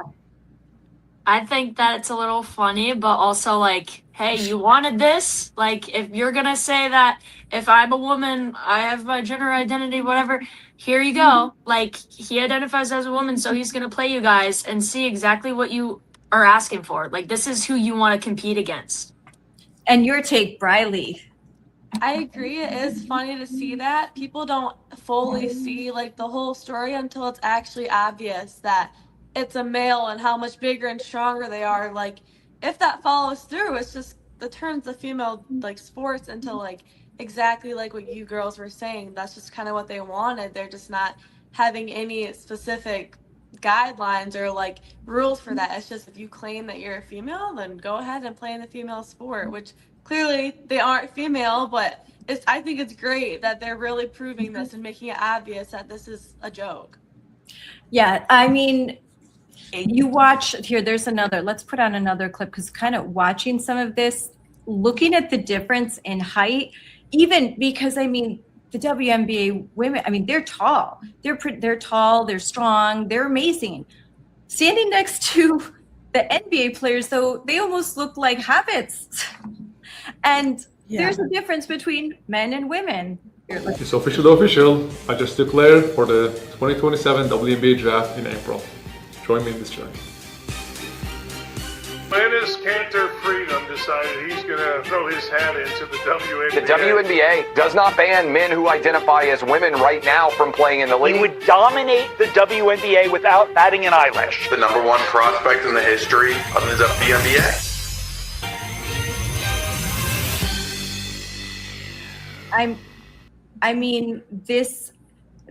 There's one more video. This, again, goes to show the differences between males and females. I am woman, I am fearless, I am sexy, I'm divine, I'm unbeatable, I'm creative, honey, you can get in line, I am feminine, We laugh at that, but it's true. This guy, Enes Kanter Freedom, if he simply declares that he's a woman, puts on a wig, paints his nails, there is nothing stopping him from playing on the WNBA team. And if he were 17 and in Monroe or in New Richmond, there would be nothing stopping him from playing on the women's basketball team, the women's track, the women's soccer, women's volleyball. He would absolutely, just the declaration, I am a woman, I feel like a woman, is enough. And it's insane. So again, let's go through reactions. Your reaction, Payton. So I actually kind of work with Enes, and so I've gotten to be around him before, and he is literally ginormous. This guy is huge. So I would just to see this in real time. It sounds like a joke in a big play or like a cartoon or something, but it could actually be happening. And the fact that the WNBA has had to have a meeting because of this to determine, is Enes Kanter Freedom a real woman or not? Because they do not know. And they could not give us an answer even after their special meeting. So, it's funny, but it's also this is real life and it's kind of scary. It is scary that it's real life. Your take, Briley. I think this just kind of brings female sports and makes it just not female sports. And those videos that you just showed us, I think they're hilarious. I'm giggling to myself. It's so funny, but the fact that this is even up for discussion on whether or not these men are allowed to join the WNBA is crazy. It should just be an automatic no. It's just obvious. My daughter plays basketball. She's been playing basketball since she was 4 years old on little rec leagues. And I think what he's doing is necessary to expose the idiocracy that is happening. However, it is sort of at this women's sports is becoming a joke, and it's not because of Enes, it's not because of us, it's because of the woke. It's because they are unwilling to say what they know is true, that biological men should not be competing, especially at such a high caliber competitive level. But I don't care if it's elementary school, middle school, high school, there should be, it should be okay to have sex separated sports and sex separated categories. What do you think, Ella? I think going off of what you said, another point of view of these videos is it's so cool to see men speaking up, because obviously the women are not being heard, and the women on the WNBA don't even know what a woman is. So it's kind of inspiring to see big, giant, huge, tall men making jokes out of it, but also inspiring more people to speak up. And you don't have to be a woman to speak up for women. Yes, exactly. And I'm going to pull up an image now. Here's who we've been talking about, Sophie Cunningham. And just remind everyone that in March 2026, in an ESPN interview that was published on July 21st. So this was something she was talking about in March, but it wasn't published till the 21st. Sophie said, and I quote, "I want to protect young girls in a locker room or young girls in sport who shouldn't have to go against biological men." She rejected that she hates trans, just like all of you have. This isn't about hate. She said that love also includes love of truth. She loves everybody, but she also loves truth. And that means affirming biological women and protecting young girls. After this aired and it became just a worldwide sensation, and she was loved and hated for this statement, she didn't back down. She didn't issue an apology. She didn't go on an apology tour. No, she doubled down and she stuck by her statement and said this is common sense and that she loves biological women and she wants to protect children. Since then, a lot of haters have been attending Indiana Fever games and booing and trying to distract.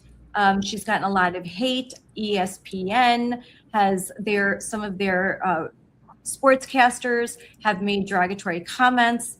And while at the same time they elevate and praise WNBA coaches who make statements like this in Seattle, one of the co-owners confronted teens. They got fined and suspended. And in Minnesota, Cheryl Reeve wore a Trans Kids Belong shirt and she prioritized inclusion and belonging. She even met Sophie at half court and, engaged in a discussion with her. And Sophie was very cordial about that. But it's been a firestorm. There's, she has stood her ground. Briley, what do you think of Sophie Cunningham's statement? How has it affected you? And how do you feel by the fact that she continues to stand her ground and she hasn't caved to the woke mob? I know that not only myself, but so many other female athletes, or just females in general, are so grateful and thankful for her speaking out, especially with how she's a celebrity now and like all eyes are on her, and it's huge for someone like her to speak out. So I'm so thankful, and more people need to speak out like that, which also going off of that, I completely agree with what she's saying, obviously. And I think that it's a completely different story when people who are trying to transition start to affect female athletes and females in bathrooms, because there should just be privacy and safety and fairness, and that's all everyone's fighting for right now. Now, Ella, both you and Briley have gone on Fox News, Newsmax, and you've discussed there are adults all over the country that want to hear your opinion on Sophie Cunningham. What have you said publicly, and what has her steadfast determination to stay true to herself and to stand by her word? What has that meant to you? I think it's a very important message that she's speaking out about, and I think it's also really important that she does, because there's not literally anyone on the WNBA saying anything about it, and it's just really inspiring to see someone be able to speak out their mind and like what common sense is. Like, it is common sense. A boy shouldn't be in the girls' team. Sorry, I had to say it, but like we were all thinking it. And I think also it's just inspiring to a lot of young athletes like me, Briley, like, and so many more. It's like a fight. Like, you don't have to compete against them. You can speak up. Don't be afraid to speak up. There's so many people agreeing with you. And I'm just really grateful that Sophie Cunningham was able to share this at the peak of her career with all the lights on her with that pointing meme, and she still spoke up about it. That's a good point that Ella makes, Payton, that not only did Sophie Cunningham speak out when virtually no one else was, no professional female athletes, they punted, they wouldn't talk about it. They'd say, I don't want to be political. But so she's the first, but also she was fresh off of the pointing meme, defending Caitlin Clark, her teammate, a friend, and Sophie became famous for that. She was just defending the abuse that Caitlin was receiving on the court. And then there's that moment where she does the pointing. That meme is viral, billions and billions of views all over the world. And at that moment, this statement comes out and she stands by it. How do you feel about that as someone who has been fighting this fight for a long time? It just means so much. And, she didn't wait until it was safe or easy, like Ella was saying. She said it right at the height of her career when it was taking off. She's quickly grown to being one of the most popular WNBA players. So for her to take on something as controversial and insane as this is, for some reason, that it just means a lot, and it adds a whole other layer on top of how special it really is that she's willing to take it on and to say something and to stand firm in it and not backtrack or or try to water it down like you were saying earlier. So I think just having prominent players like herself be willing to speak up for truth just means a lot for women and girls and everyone who I'm so sorry. Everyone all the little girls who look up to her, she's fighting for them and choosing them. And what, like she was saying, she even goes down to the locker rooms. And I think that's such an important point for her to make. So I'm really hoping that this inspires other athletes to speak out. I'm not sure because of the reaction that it's gotten. They've tried to make an example out of her, but thankfully I think she's not cared about that at all and has had no interest in playing their political agenda game. And I think that I just appreciate that. It's refreshing. It's refreshing to see someone genuine and who actually cares about real important things and isn't completely brainwashed by this woke agenda that's been pushed so heavily on us all. So I really hope that this brings more women in the spotlight and speaking up for girls. Yeah, she just turned 30 years old. There's a time that she has to play in the professional league, to get endorsements, brand deals. And what she did, it has a price. It has a price, and the fact that she's willing to pay it, not knowing, she had no idea that all of this support would happen. She had no idea where this would end up, but that she was willing to say, I'm not for sale. I think that's what has endeared her to millions. And I think there's a few haters out there, but again, I think there are a lot of paid activists. But there's a clip I want to bring where she talks about the boos that she was getting. So I'm going to bring this up in just a second here. Hold on, right here. All right. You know what? Yeah, I like where your mind's at on that. I restart it. You got booed a little bit tonight. Really? Yeah. I was kidding. Especially for that. It was because of the ketchup chips. You know what? Yeah, I like where your mind's at on that. Maybe I should try. I heard I was supposed to try a different brand. So, but you know what? I will tell you, I want to shout out the Tempo crowd in the city. I think we've had so much fun. It's my first time being in Canada. It's a lot of our first times being in Canada. But the crowd was absolutely amazing. And, I think that's what sports is all about. You're going to get boos, you're going to get cheers. But just the fact that they're so passionate, they're loud, and they're putting on for the city, I think it's amazing. So shout out to you guys for coming out and supporting. So that's that attitude that she has, staying positive, not going low, taking the high road, really showing love of game. And I mean, she's just a great example, I think. Yeah, I think she's a class act. I think the way that she acts and she answers everything, and just the way she's been moving through this whole thing it just adds on to how inspiring she is to younger girls. And I don't think we could have had a better role model, honestly, like out of all the women that we've seen so far. I mean, so many of these other players and other coaches have said that they would welcome this in, and they encourage everyone to be inclusive and welcoming of these men. So I think they should welcome, back to Enes Kanter freedom, they should welcome him. And if they don't, then they are as bigoted and transphobic as the rest of us. And I just think that Sophie Cunningham is my new hero, and I love her. And I think I have already ordered my Sophie Cunningham jersey, so it'll be here soon. And Ella, what has what she done, has that had a positive impact for you? Hint, yeah, I know it has, because I was at the rally that we held just a few weeks ago in Wisconsin, in your community, which borders Minnesota, where with only 1 week's notice, over 400 people showed up.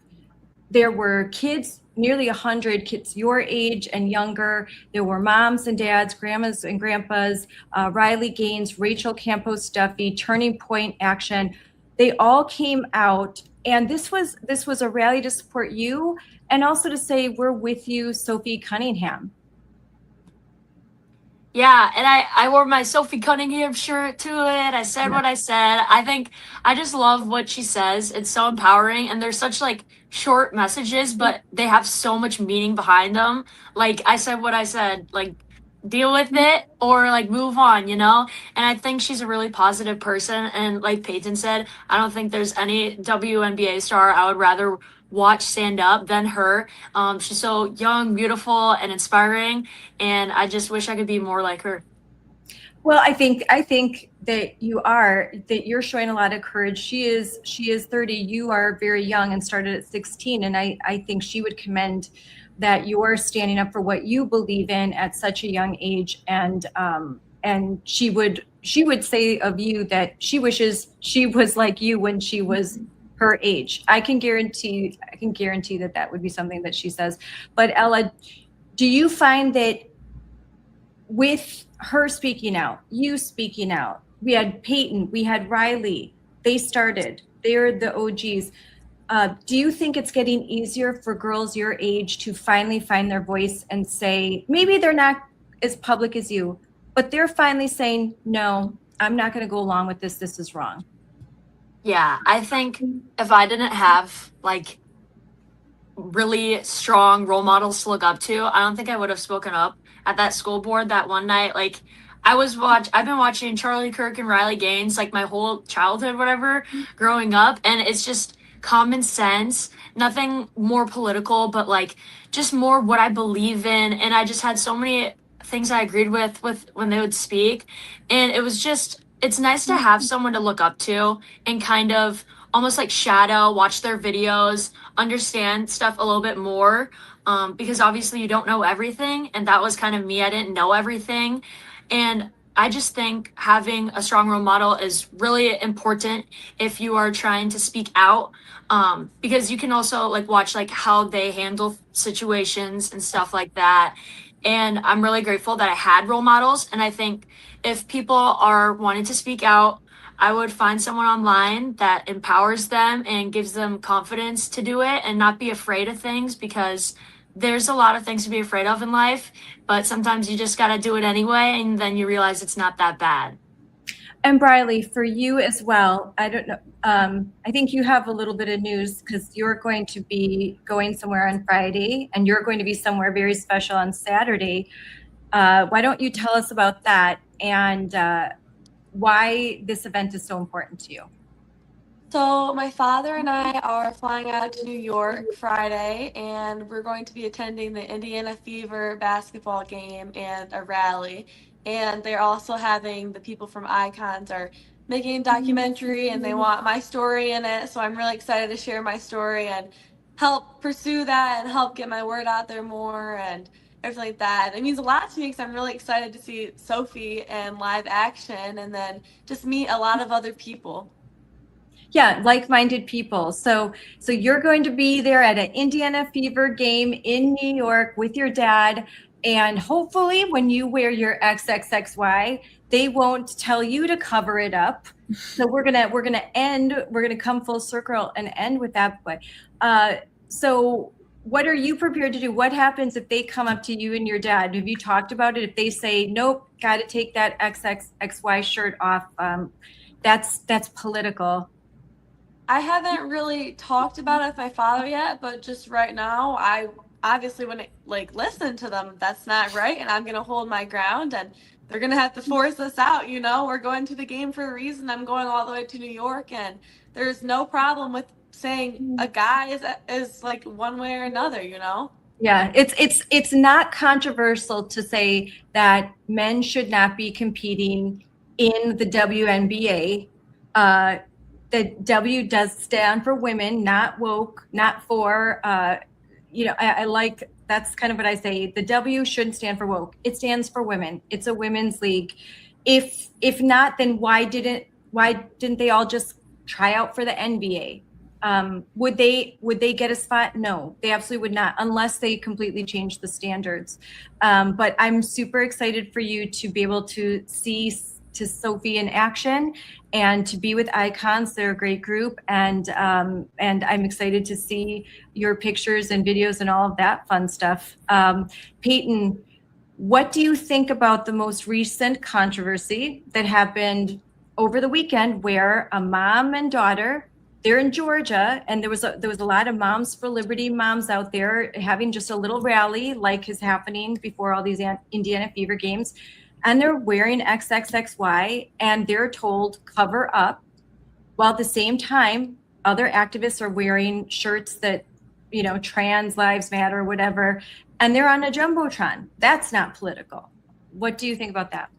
Yeah, it's sick. I mean, this mom and this daughter paid $1,000 each to have these tickets to be able to go to this game, and they should be able to wear whatever they want to wear. It's a free country, and they should be able to exercise their rights. And I think, you know, the Fever coming out and pointing, doing the Sophie finger. I think you said that, Scarlett, doing the Sophie finger at the WNBA. Saying that wasn't them, that was the league making them do that, and that just points it right back to the league and how unserious they are and completely against women. But I was actually going to go to that game, and now I regret it so much because I would have pitched a fit if they would have told me to cover mine. And hopefully this starts like a whole thing where we get more and more inside the arenas for every game, and hopefully they won't be able to tell that many people to cover up their shirts. But it's insane, and it just exposes again the hypocrisy of this argument that the WNBA doesn't like politics and they don't want to be political or make controversial statements, because that's just completely not true. It's just whatever goes against their agenda, that's what they don't want to spread, and don't want people recognizing that. And Ella, what do you think? You're wearing your XXXY gear right now. How would you feel, you and your mom, who I love if she's there, hi Heidi, you and your mom are going to a WNBA game, which you nearly were able to go, but you had your surgery, but you're going to go again. You were invited. You were going to go to the game in Chicago, but you needed to get that surgery done so that you can get well and start competing again. And you'll be there one day. But how would you feel? You're at a game, you're wearing your XXXY, and suddenly you're told you have to leave or cover up what you're wearing.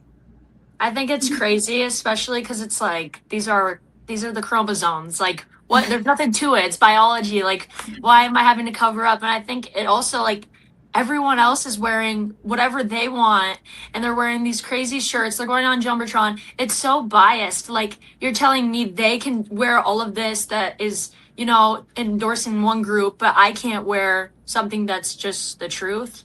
Yes. Like, it makes no sense. Yes, XXXY. These are chromosomes. You're right. That's it. And yet they're so afraid of that statement. I think that shows, again, the oh so tolerant, progressive, woke left that claim that, they want belonging. No, they don't. They are not about inclusion. They're about exclusion. They want to exclude your views, my views, and they participate and champion policies that would absolutely end female sports. Because Payton, let's say Enes Kanter freedom, like, he's doing this to make a point. He's a good guy. He's a good guy that actually does the right thing to the extent that he has paid a price for standing up for what he believes in, a heavy price. He's willing to do it. But let's say there's another guy that isn't a good guy. That's just one that wants to make some money, that wants to get some deals. And he actually does want to play in the female category and basically just stand there with his arms up and block every shot, you know, a little nudge and girls could go flying across the court. I have a daughter who plays basketball, and there would be serious injuries to girls. This is extremely physical basketball, as we see in the WNBA. It's very physical. You play soccer, Briley, very physical. And as we saw even in volleyball, that ball spiked to the head of a girl could cause a lifelong effect, as Payton has lived. She's a testament to that. This could be happening for real. What are they prepared to do? What is the WNBA going to do? Payton. I don't think the WNBA is prepared for anything. I think that this issue is inevitable. So I think them exposing it and trying to be proactive instead of reactive means a lot, and they should appreciate that instead of waiting for something to happen and then experiencing the backlash from them allowing it then. So if they want to put this to rest and they want to put such a silly or distracting argument away, then why don't you just clearly make the statement? If they would clearly just explain what a woman is. I mean, by the way, what are they so afraid of? The WTA and the IOC, these big leagues or organizations have already put it to rest and have already said there will be a one-time genetics test that is just a cheek swab, like the easiest thing they could ask from you. And they've done it and they're doing just fine. So why can't the WNBA do it? And, you know, I played basketball. It's very, very physical. So it's going to be very obvious when a guy is on the court. There's a trans athlete in France that Outkick reached out to asking if they would ever want to be in the WNBA. And he said that it has always been a dream of his. And if he was ever asked, then he would be so excited to be in the WNBA. So they should welcome him in with open arms like they've been saying they would do. The coaches like Cheryl Reeves, back to that. She's just on one hand complaining that there's too many men coaches around. And then the next hand, she's saying, like, inviting the men in. The men can come play. The men can come coach. And I think there should be a transgender coach take her place. That's very interesting that she's complained that there's too many male coaches, and at the same time, I'm all about inclusion. I don't think basketball should be excluding. Well, of course basketball excludes. I mean, there's a cut, okay? You girls know this. Do you just get to walk on the varsity team, or do some people get excluded? You have to have skills you work very hard for. In competitive athletics, there is exclusion. There are cuts made, and it's not to be unkind. It's just because in order to be competitive and to win, and that's what girls want to do. How does it make you feel? These are final question. How does it make you feel, Briley, to sort of be mansplained like you don't want to win, that you just view sports as a way to be kind and to, braid each other's hair, I guess, and sit around and talk and have slumber parties? I mean, do you participate in soccer because it's just a fun free-for-all, like a big slumber party, or because you're competing in a sport that you love and you want to win? I think that some people find the excuse that, oh, this girl doesn't want to go to college. They don't all want to go to college. They're not going to take it serious. It's just a high school sport. They're just doing it for fun, which, yeah, we do it for fun, but not with the consequence of being nervous and the fear that a guy is watching you 24/7 or across, like, the court. It's just not comfortable, and it breaks my heart to see that people are using us having fun with our sisterhood as an excuse of saying, oh, it's fine, just throw a boy in there. It's not sisterhood if you're having a male competing with you. It's not a female sport. If they're with you or they're on the other side of the court, it's going to go on a downfall, and that's what we're fighting for. We want it to stay female sports. And Ella, final question. You have talked about, I think when I talked to you, it was the first time I really heard it phrased this way, and I thought it was really important that the camaraderie that you feel, the amount of time that you spend together with your female team, early morning, late nights, and bus rides, all of that, and how uncomfortable it would make you if there was a boy included in all of this. You've talked about bathrooms as a place where girls go to cry, where they go to take a breath, adjust their makeup, just sort of like maybe just it's almost a social space, which is why the meme like girls go to the bathroom together exists. How do you feel that boys being included in female spaces and in their sports, how does that violate all of that? Well, it violates your privacy, your safeness. Like, there's so many possibilities and outcomes that can come with it, especially as men having their men desires, especially young girls. And since there's like a K through 12 policy, that means young girls, like elementary school girls, that it's okay if a male goes to the bathroom with them. It's just scary.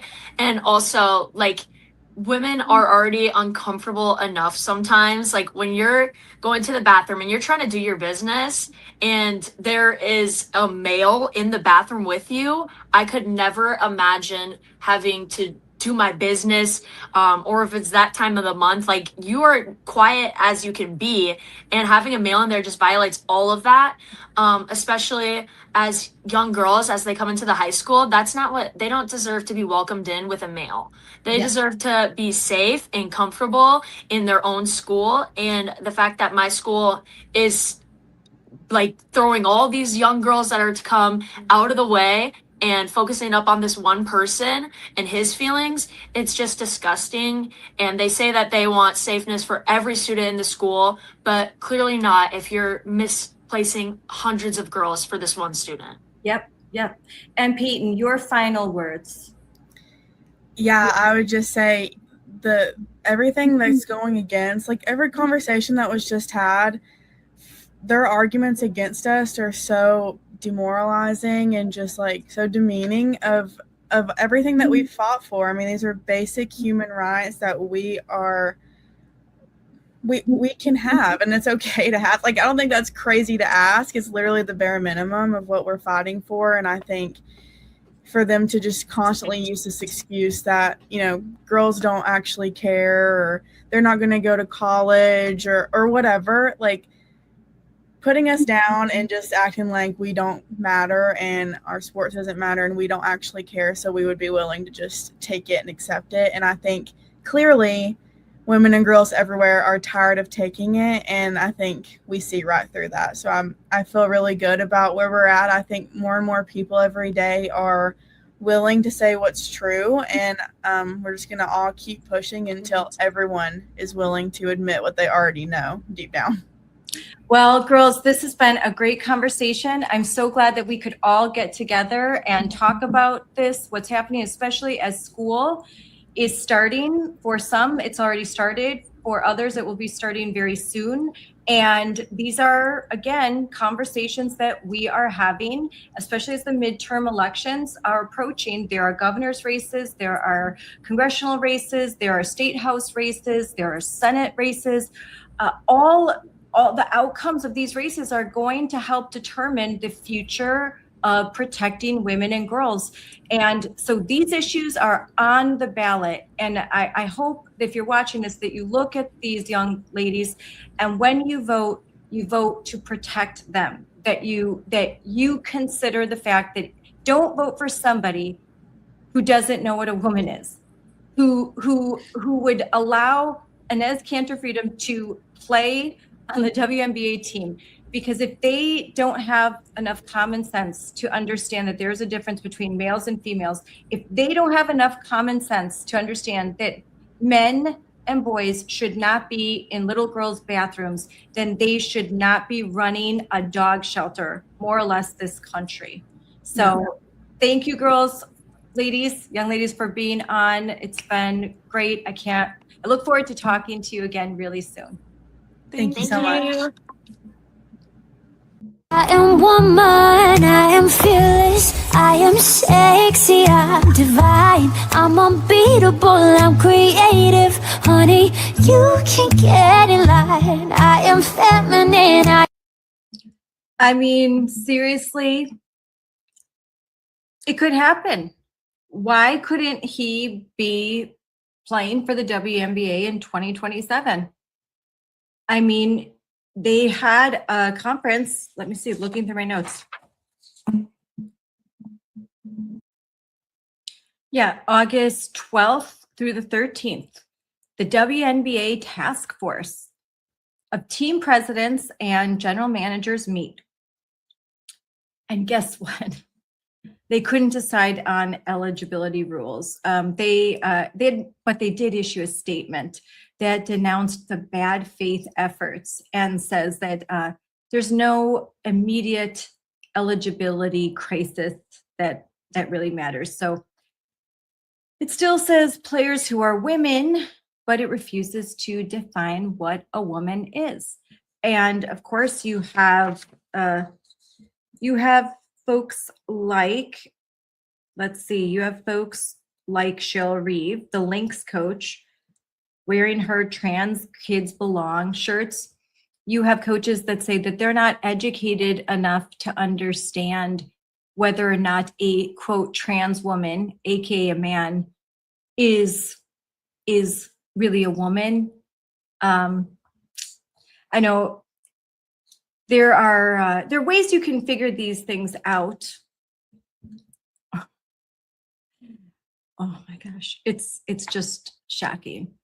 It's shocking. And again, I'm all for it because you have to mock these people. They have to be forced to live in the world that they have created. And is it going to take a guy like Enes, who's just simply standing in front of the basket like this? And like President Trump said, you know, just win, blow everyone away with your one male player. Imagine you have more. Make it completely unfun to watch. Is that what's going to be needed? I think it is. I think it's time. It's time to put up or shut up. Either a woman is anyone who says, I'm a woman, or they're not. And if, you know, what is a woman? The WNBA, what does the W stand for anyway? Is it woke? Because I think that that's what some seem to think it is. But again, I've said this on social media. They don't actually believe this. This is virtue signaling. And they just got caught. They got caught in their virtue signal. Oh, I'm not about exclusion. Oh no, we're all about belonging here in the WNBA. I don't want to talk that. I'm all about inclusion. Oh, well, Enes is like, do you include me? And suddenly they're like, wait a second. We said that. We didn't actually mean it. We didn't actually think that there'd be, you know, former NBA players that would actually want to play. We were talking about like, we were talking about the guys that aren't interested in sports at all. We support them in theory when they say they're a woman, but no, we were just virtue signaling. It's just like, you know, wink. We're just showing what good people we are. We don't actually mean what we say. They don't actually think that there isn't a difference between a male and female. Their actions, because if they did, then why are they playing for the WNBA? Why not go for the big bucks? Get on an NBA team. So I think that calling out all of this nonsense in the way that has happened since Sophie Cunningham on July 21st made the bold and courageous statement that I think that biological men shouldn't play on the teams of biological women. So, you know, in these competitive sports, I think that males shouldn't go into the locker rooms and shower rooms of females. Yeah, that super controversial extremist statement, that common sense statement that even Democrats agree with. I just watched this great interview with Mark Halperin, where there was a young woman on there who was a big fundraiser for the Democratic Party. And she's like, she's not for Trump, she's not a Republican, but she's like, it's the woke stuff is immoral, it's demoralizing, it's ridiculous, and I'm not going to participate in it anymore. It's supported by the tricksters, you know, it's supported by debutantes with their, you know, trans kids. You know, they're billionaires and they have so much money, they don't know what to do with it. And they've not, their kids are like not all there and they're all identifying as trans. And so they're like, oh yeah. You know, a friend of mine said to me yesterday something that I've heard said before by Jordan Peterson, by I believe Helen Joyce, that these women have to believe this stuff now.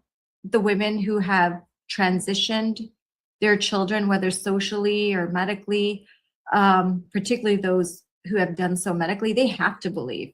Otherwise, they're monsters. If this gender ideology stuff isn't real, if women isn't, if the category of woman isn't just a declaration, I'm a woman, I said it, so it's so, I wished upon a star.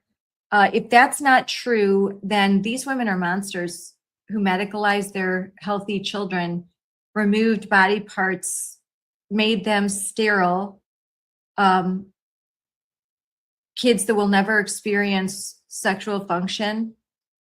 And worse than that, kids that are going to have to deal with disease and medical conditions that they absolutely would not have had to deal with had they not been on puberty blockers and cross-sex hormones and antidepressants and anti-anxiety medicines and all sorts of cocktails of medicines that they have to take because of all the side effects from the surgeries and the hormones and the drugs.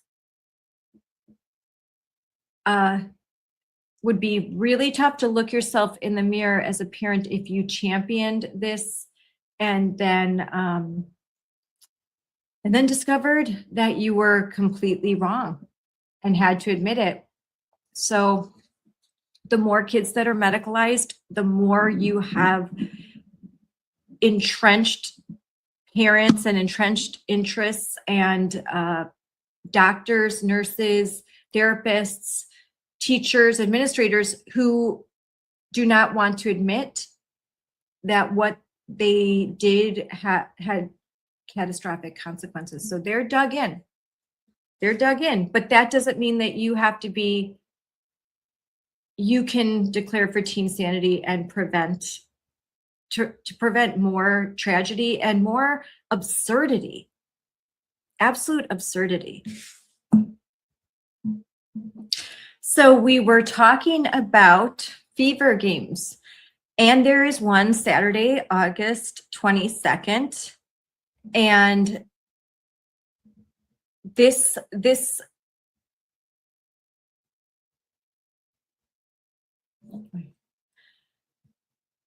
so we were talking about these rallies that are happening at Indiana Fever Games, and there's one planned for Saturday, August 22nd, Fever at New York Liberty Barclays Center.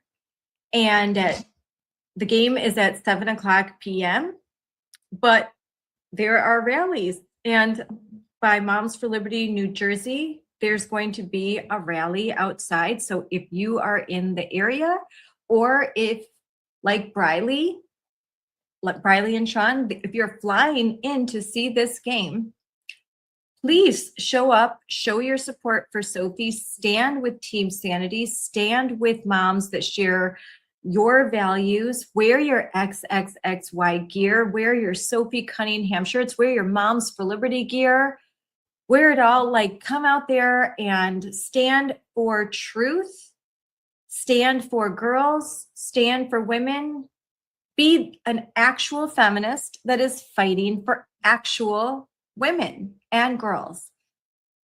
This is strong moms, strong communities, and a strong future. My friend Alex, who you probably see on Newsmax and Fox News all the time, Alex Bauer, she has organized this rally with XXXY, Gen Say, and so be there. This is going to be great.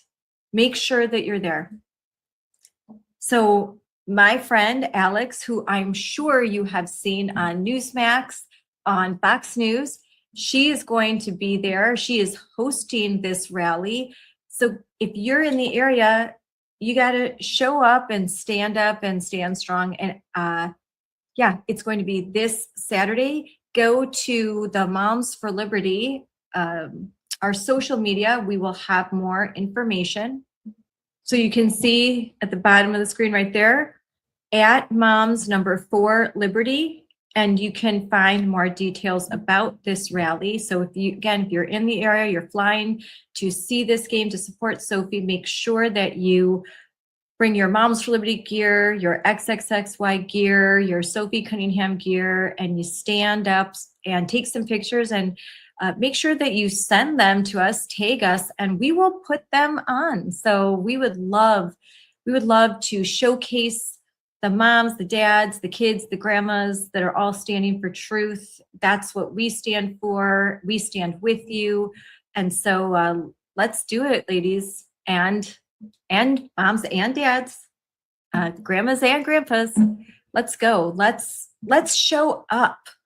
Let's not let these activists be the only ones showing up. Let's keep showing up. They can't kick us all out of the stadium. The more that are there, the stronger we are, stronger we look, and the bigger message that we send to America. And go Team Sanity. Do you ever feel like you're all alone?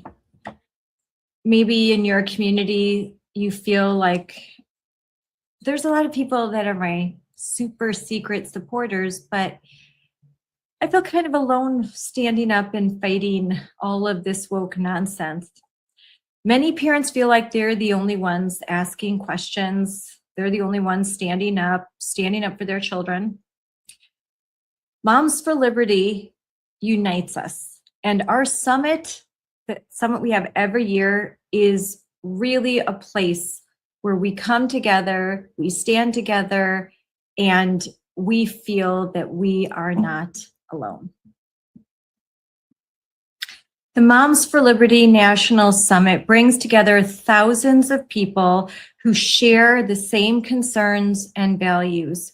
It's an opportunity to find encouragement, community, and make lasting friendships. You hear directly from parents, from grassroots leaders, from elected officials, legal experts, policy advocates, and other national voices who have successfully navigated the challenges that many families are facing today. You walk away with practical ideas, solutions, and with inspiration. Summit is designed to equip attendees with resources, strategies, practical training that they can take back to their communities so they can affect change in their schools, in their towns, where it matters most, where they live, in their churches, in their neighborhoods, in the place that they call home. Advocacy can be exhausting. I know. Believe me, I know. It can be very exhausting. And sometimes you don't feel like the cup is half full. You feel like you're running on fumes. I have been there, okay? I've been there. I never ask of anyone anything that I have not done myself. I have recalled school boards. I have run for office. I have run campaigns. I have participated in campaigns. I have been a surrogate for Trump. I have spoken at many countless school board meetings, not just my own. I have been behind the scenes. I've been in front of the camera. I have testified. I have gone to congressional hearings. And now I have the privilege of being in the White House as a White House correspondent. I'm honored and I feel just blessed to be a representative for moms and dads across this country. But I started out in 2020, my hands shaking as I held my speech. P.S. I threw up in the bathroom before I spoke. I was that nervous. I had never done anything like that before. So I have been where you are. And I can tell you that you need encouragement. You need to be with your people. And the Moms for Liberty National Summit, that's the place where you can find your people. I will be there and I would love to meet you. And I would love to hear your story. And there are so many like me. There's so many more national leaders, state leaders, that they're not in front of a camera like I am, but they have been through the exact same things that I have and that you have, and they want to meet you. We all want to meet you. We want to be together face to face, not just like this, but actually like be in the same space and share stories. There are some great things cooking. I am a part of them. There are some people that I've interviewed that you will have the opportunity to see in person and meet, and you're going to really get a deep dive. And there's also sorts of cool things we're going to do. Like I am trying to make myself available. If you need some help with social media, I'll be there. Let me take a look. Let me help you. And if you are younger and really good at TikTok, hey, you could help me. We all have some learning to do. But again, advocacy can be exhausting. So Summit's a place where you can recharge, regroup, find your sense of purpose again. That is the number one thing I hear at the end of Summit, that I feel energized. This gives me that shot of adrenaline that I need to keep fighting. And this summit is in October 8th through 11th. And if we're all going to need a little recharging because the midterm elections are right around the corner. And so this is going to be a good place for you if you are active in your community locally, if you're active in your state, if you're active in national, all of that. This is the place to be. Or if you're thinking about it, if you're just thinking about it, come see what it's all about. Bring your family. It's going to be great. One of the greatest values of Summit is relationships and relationship building. You will meet your new best friend. It's happened to me. I know it will happen to you. So be there. And if you regularly listen to this show, I'm going to be live with Unleashed, walking around with my microphone, talking, hearing your stories, telling stories. I would love for you to tell your story to me, but you can participate in a live Unleashed. That would be kind of great, wouldn't it? You know, I've never done that before. So join me on my journey. I think it'll be fun. You know, I'm just a shy wallflower. That's me. And you're going to meet a lot bigger names than me. Okay, we can't release all of it yet. We're starting to release some of them. Watch our social media every day. We are releasing more. We've got the great Jen Turner. She is putting these speaker announcements out so fast, and you're going to love it. You're going to learn so much. Many parents spend all year investing in someone else, in other people. Then they have to go home and they invest in their families. This is a time where you get to recharge and invest in yourself a little bit and your growth as a leader, as an advocate, as a spouse, as a parent, as a community member, and as a friend. So this is a great place for you.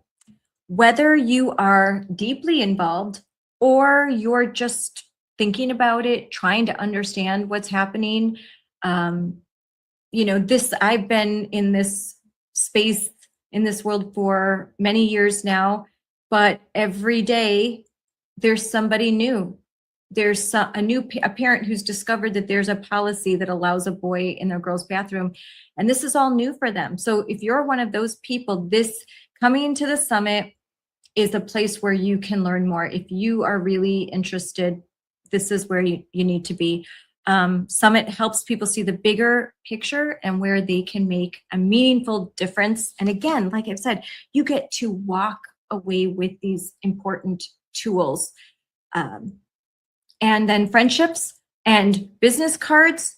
And let me tell you, you're going to meet lawyers, you're going to meet policymakers, you're going to meet nonprofits, you're going to meet people in the education space, you're going to meet, you know, groups, leaders of groups, that they're going to give you their information, say, call me if you need anything, and they will pick up when you do, because these are people that genuinely care. Go to momsforliberty.org, find out all that you need to know about Summit. It's there. You can also watch clips from past summits, and there's some great ones. Really think about it, consider it, especially if you are in Texas or an easy drive. Let's do it. And right now, if you're interested in going, book a flight and do it. Just do it. Share a room with a couple people and make it a fun girls trip. It's going to be a great time. So I hope I see you there. I want to thank everyone for tuning in tonight. This was a really special show with 3 very special girls. I want to thank all 3 of them, Payton, Ella, and Briley. Thank you for standing up. At your very young age, you have shown more courage than most adults will ever show in their entire lifetime. Adults created this problem, and you are creating a solution. And for that, I honor you and commend you. And anyone watching this, you need to follow Ella, Payton, and Briley. You need to do it. And you should also join Moms for Liberty at momsforliberty.org. The moms and Moms for Liberty, they stand with these girls. We stand with these girls. We are fighting with them every day, fighting with their moms, fighting with their dads, fighting with their... And while you're at it, you should join Moms for Liberty at momsforliberty.org. We stand for truth, and we stand with these girls. A league that can't define woman, that can't say that the W stands for woman, a task force that they created that met for 2 days and produced nothing,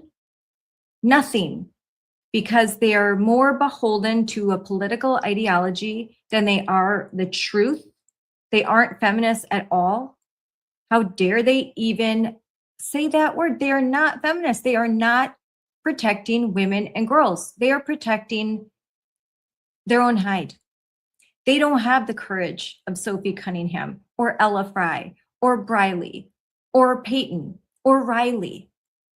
They don't have that kind of courage. They wilt. For some reason, they can't say the obvious thing. They just can't. That's the question, why? What's stopping them from telling the truth? Then we have a mom and daughter that wear a shirt with chromosomes on them. XX, XY. Nope, cover it up. That's hate. That's hate.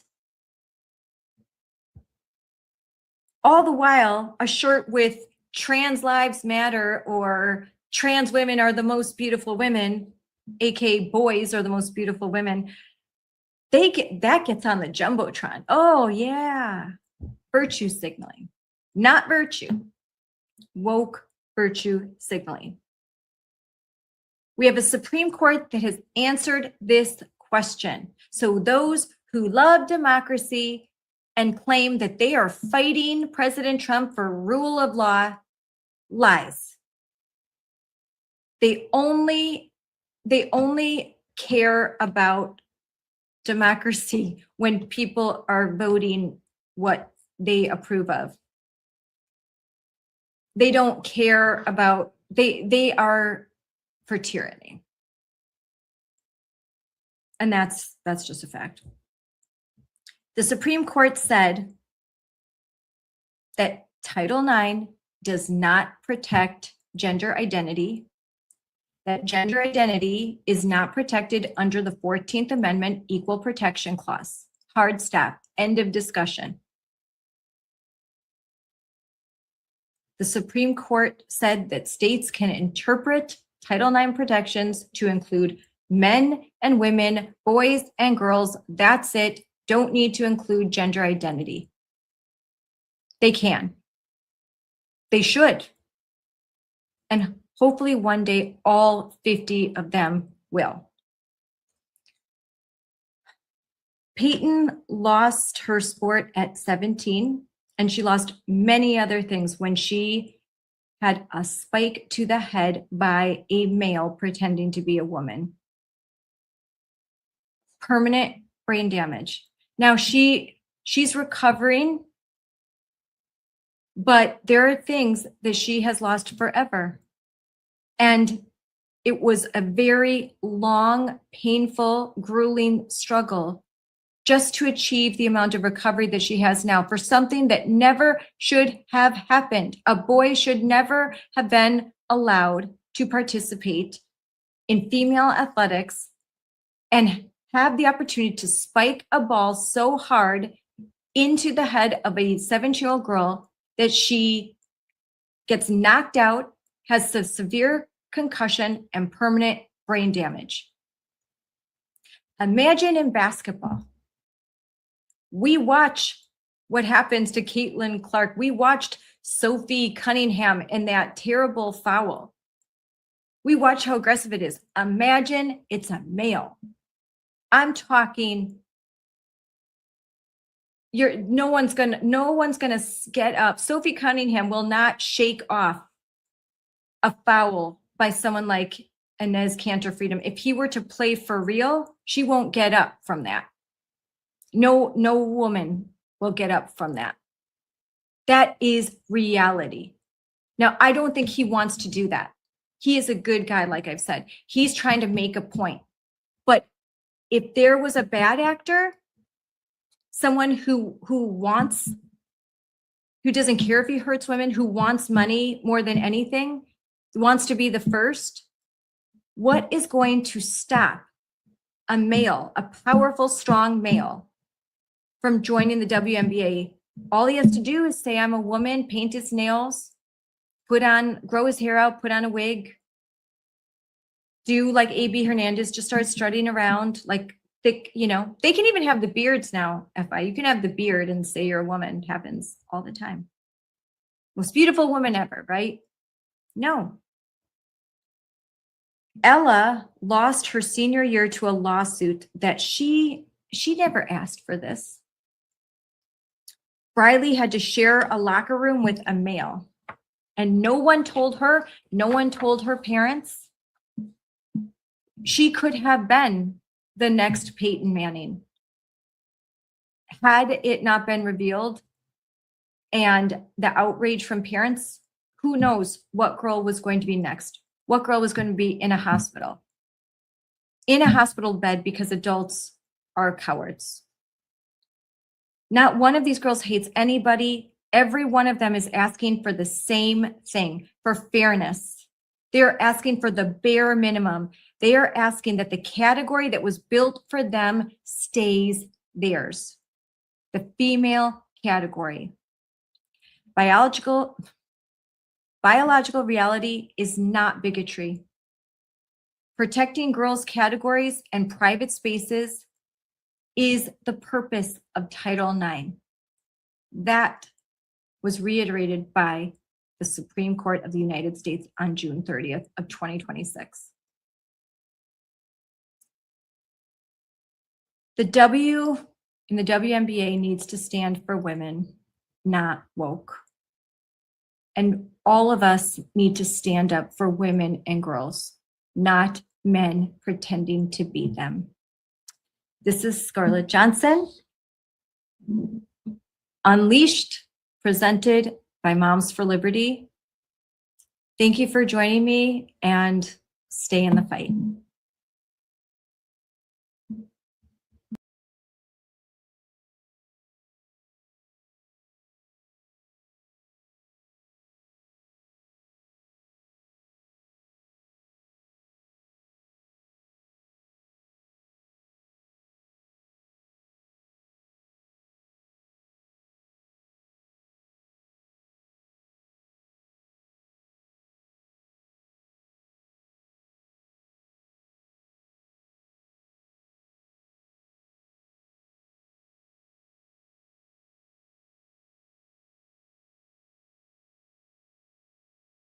And stay in the fight.